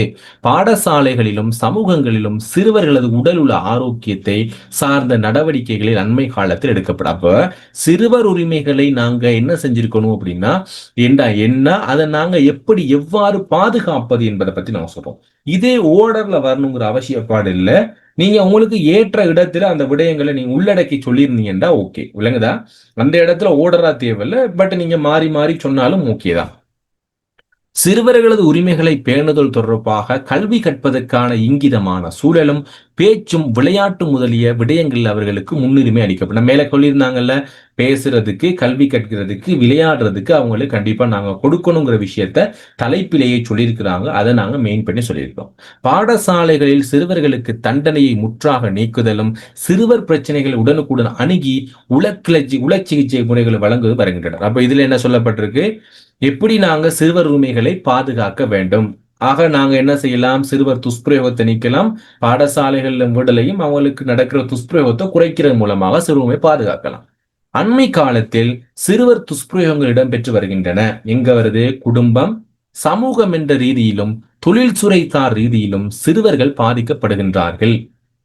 பாதுகாவலர் அல்லது இணைந்து வாழும் அழக்கம் நிலைகளில் இணைந்து வாழுகின்ற வாழ்வுகளுக்கும் சிறுவர்கள் உடல் உளம் சார்ந்த துன்புறுத்தல்களுக்கு ஆளாகின்றனர். அதாவது துஷ்பிரயோகம் என்று சொல்றது உடல் ரீதியான துஷ்பிரயோகம் மட்டும் இல்லாம அவங்கள மன ரீதியாக தாக்குதல், அவங்கள திட்டுறது, ஏன்னா வன்மையான சொற்கள்ல பேசுறது, சில சொற்களை சொல்லி அவங்கள இழிவாக சொல்றது, இதெல்லாம் துஷ்பிரயோகம் தான். அப்படி செஞ்சாலும் அதை நாங்க கடுமையா பார்க்கிறோம் என்று சொல்றாங்க. சமூகத்தில் ஒரு சில தரப்பினரால் சிறுவர்கள் துஷ்பிரயோகங்கள் நிகழ்த்தப்பட்டு வருகின்றன. சிறுவர்கள் வேலைக்கு அமர்த்தப்படுவதும் இலங்கை போன்ற வளர்முக நாடுகளில் தவிர்க்கப்பட முடியாத ஒன்றாக இருக்கு. நிறைய பேர் இன்னைக்கு சிறுவர் வேலைக்கு அமர்த்துறாங்க. அதையும் நாங்க இன்னைக்கு தடுக்கணும். என்னெல்லாம் நாங்க துஷ்பிரயோகங்கள் தடுக்கணுங்கிற விஷயத்தை இந்த பதிவில் நான் சொல்லியிருக்கிறேன். அடுத்து, பிள்ளைகளின் கட்டாய கல்வி வயதில்லை 14 தொடக்கம் 16 என அண்மை காலத்தில் வரையறை செய்யப்பட்டாலும் சிறுவர்கள் வேலைக்கு அமர்த்தப்படுவது தவிர்க்க முடியாகின்றது. இங்க பாருங்க, இங்க இருக்கக்கூடிய தலைமை வாக்கியத்தை பார்த்து கொள்ளுங்க. அண்மை காலத்தில் சிறுவர்கள் துஷ்பிரயோகம் ஈடுபட்டு வருகின்றனர். இந்த துஷ்பிரயோகம் என்ன துஷ்பிரயோகங்கிற பத்தி நான் இங்க பேசியிருக்கிறேன். இல்லைங்கதா? அழகு வாக்கியத்துக்கு தான் நான் இங்க துணை வாக்கியம் பேசியிருக்கிறேன். பிறகு நீங்க வாசிச்சு பார்த்தீங்கன்னா உங்களுக்கு கட்டுரை முழுவதும் விளங்கும். இதுல பிள்ளைகளுடைய கட்டாய வயதில்லை, கல்வி கட்டாய வயதில்லை 14 தொடக்கம் 16. ஆக அதுக்குள்ள நாங்க வேலைக்கு அமர்த்த கூடாது. பெண் தலைமைத்துவ குடும்பங்கள்ல அல்லது வறுமை சில குடும்பங்கள்ல பொருத்தமற்ற சகபாடிகள், உங்களோட ஃப்ரெண்ட்ஸ்னாலையும் நீங்க சிறுவர்கள் வேலைக்கு அமர்த்தப்படுறாங்க, அது இல்லாம ஆக்கணும் அப்படிங்கிறத நான் இந்த விஷயம் சொல்லியிருக்கிறேன். அழகு வாக்கியத்துக்கு ஏற்ற துணை வாக்கியம். எனவே முடிவுரை சொல்றேன் பிள்ளைகள். எனவே அரசும் அரசு சார்பற்ற நிறுவனங்களும் சிறுவர்களினுடைய உரிமைகளையும் பாதுகாக்கும் வண்ணம் நடவடிக்கை எடுக்கப்பட வேண்டும். பெற்றோர்கள், ஆசிரியர் முதலியோருக்கு சிறுவர் உளம் சார்ந்த கற்கை அல்லது களப்பயிற்சி என்பவற்றை வழங்கி சிறுவர்களை பாதுகாக்க முன்வர. நான் முடிவுரை என்ன சொல்றேன் அப்படின்னா, கண்டிப்பா சிறுவர்களை பாதுகாக்கணும். அது வீட்லயும் சரி, ஸ்கூல்ல டீச்சர்ஸ்க்கும் சரி, உங்களோட ஃப்ரெண்ட்ஸுக்கும் சரி, எல்லாருக்கும் சிறுவர் உரிமை சம்பந்தமான சில நிகழ்வுகளை ஏற்படுத்தி, செயலமர்களை ஏற்படுத்தி அவங்கள என்ன செய்யலாம்? அறிவிக்கலாம். இப்படிதான் நடந்து கொள்ளணும் என்று. சிறுவர் துஷ்பிரயோகம் ஈடுபடுவோர் மீதும் சிறுவர்களை வேலைக்கு அமர்த்துவோர் மீதும் சட்ட நடவடிக்கை எடுப்பதன் மூலமாக நாங்க சிறுவர் துஷ்பிரயோகத்தை நாங்க தடுக்கலாம், அவர் உரிமைகளை பாதுகாக்கலாம். இதன் போது உளச்சிறுமை கொண்ட மனிதவியல் சமுதாயத்தை கட்டியெழுப்ப முடியும். இல்லையே வன்முறையான சமூக கலாச்சார அமைப்பை கொண்ட குழுக்களை நாடு பூராவும் நாங்க பார்க்க நேரிடும் என்று சொல்லி இந்த கட்டுரையை நாங்க முடிச்சிருக்கிறோம். உங்களுக்கு இங்கு எழுதின முடிவுரை பாருங்க. சிறுவர் உரிமைகளை பாதுகாப்ப ஏற்படும் நன்மைகளும் நாங்க கடைசியா 2 பேர்ல சொல்லியிருந்தேன். எதிர்காலத்துல சிறந்த தலைமைத்துவம் வாய்ந்த சிறுவர்களை உருவாக்கலாம்ங்கிறது முடிவுரை. இப்போ உங்களுக்கு ஒரு 3 கட்டுரைகள் நான் பார்த்திருக்கேன் பிள்ளைகள். இன்னும் ஒரு கட்டுரை எங்களுக்கு இருக்குது. இன்னும் ஒரு 2 கட்டுரைகள் நான் கொடுத்திருக்கிறேன். இங்க என்ன கொடுத்திருக்கிறோம்? சமூக வலைத்தளங்கள் பாவிப்பதால் ஏற்படும் நன்மை தீமைகள். சோ நான் இங்க தெளிவா கொடுத்திருக்கிற விடயங்கள் கொடுத்திருக்கிற பிள்ளைகள், இந்த விடயத்தை வச்சுக்கொண்டு ஒரு விளக்க கட்டுரை எழுதுங்க. இன்னொரு தலைப்பும் கொடுத்திருக்கிறேன், சட்டகம் கொடுத்திருக்கிறேன், பொருளாதார நெருக்கடி காரணமாக ஏற்படும் சவால்கள் குறித்து நான் கொடுத்திருக்கிறேன். நீங்க இங்கே கொடுக்கப்பட்டிருக்கிற தலைப்பின் அடிப்படையில நீங்க கட்டுரைகள் எழுதி பார்த்தீங்கன்னா ஓகே. பட் இதே மாதிரி நாங்க கட்டுரை பகுதி 3ல 17வது நாள் டே வந்து செப்டம்பர் 17ஆம் தேதி 21வது நாள்ல நாங்க கட்டுரை பகுதி 3வது நாங்க பார்க்க இருக்கிறோம். இதுல தொடர்ந்தேர்ச்சியாக நாங்க இன்னும் ஒரு 5 கட்டுரையை பார்க்க இருக்கிறோம். நாங்க அங்க பார்ப்போம். ஓகே பிள்ளை, இன்றைக்கு கிளாஸ் இதோட முடிவடையுது. சார்பெழுத்துக்கள்ங்கிற பகுதியை நான் உங்களுக்கு இன்னொரு நாள் படிப்பிப்பேன். ஓகேவா? கிளியரா பிள்ளை இன்றைக்கான பாட அலகுகள்? ஓம் சார். ஓகே, நாங்க இன்னைக்கு ஆ முடிச்சுக்கொள்வோம். சார். ரெக்கார்டிங் போட்டேன் பிள்ளைகள். இன்றைக்கான ரெக்கார்டிங் நாளைக்கு ஈவினிங்குள்ள நான் போட்டுருவேன். கொஞ்சம் எடிட் பண்ற வேலை இருக்கு, அதனால தான் போட்டுக்கு இல்லை. ஸோ இன்னைக்கு புதுசா ஜாயின் பண்ணவங்க, இன்னைக்கு கட்டணவங்களுக்கு நம்ம எக்ஸஸ் கிடைச்சிருக்காது. இன்னும் ஒரு 1 ஹவர்ல நான் உங்களுக்கு எக்ஸஸ் எல்லாம் கொடுத்துருவேன் பிள்ளை, உங்களுக்கு ஒர்க் ஆகும் வெப்சைட். ஓகே பிள்ளை, வேற ஏதாவது டவுட் இருக்குதா? சார், இந்த முதல் நாள் படிச்ச கலப்பு வாக்கியம் இருக்கு. விலங்கு நிதர்ஷன் முதல் நாள் நீங்க படிப்பிச்ச அந்த கலப்பு வாக்கியம் குறை இருக்கு சார், அது குறை ஞாபகப்படுத்தி சொன்னீங்க. சாரி அப்பா. ஓகே, நான் நாளைக்கு அதை பார்த்து நான் கொஞ்சம் எழுதி வச்சுக்கொள்றேன். கலப்பு வாக்கியத்துல என்ன பகுதி Okay, நான் கடைசியா பார்க்க நான் கொஞ்சம் பார்க்கறேன். ரெக்கார்டிங்க பார்த்துட்டு நாளைக்கு நான் படிக்கிறேன். முதலாவது படிச்சுக்கிறோம். சரி சார் ஒரு டவுட். சொல்லுங்கப்பா. இது பேப்பர் கிளாஸ் வந்து ஆன்லைன்ல நடக்குதா இல்ல? ஆன்லைன் தான்ப்பா, ஆன்லைன் தான். செவ்வாய்க்கிழமை 9 மணில இருந்து 10 இன்னைக்கு நடந்துச்சு. 9 to 10 நடந்துச்சு. அடுத்த கிளாஸ் அடுத்த கிளாஸ் ஒவ்வொரு செவ்வாய்க்கிழமையும் நடக்கும் பிள்ளைகள். நீங்க இதுல ஜாயின் பண்றதை விட அடுத்த பெட்ஜ் ஒன்று ஸ்டார்ட் பண்ணுவேன், அப்ப ஜாயின் பண்ணுங்க. ஏற்கனவே 2 பேப்பர் முடிஞ்சிருச்சு, அடுத்த பெட்ஜ்ல ஸ்டார்ட் பண்ணுங்க. Okay Okay, sir. பிள்ளைகள், good night. Thank you. Good night good sir. Night sir. Thank you sir.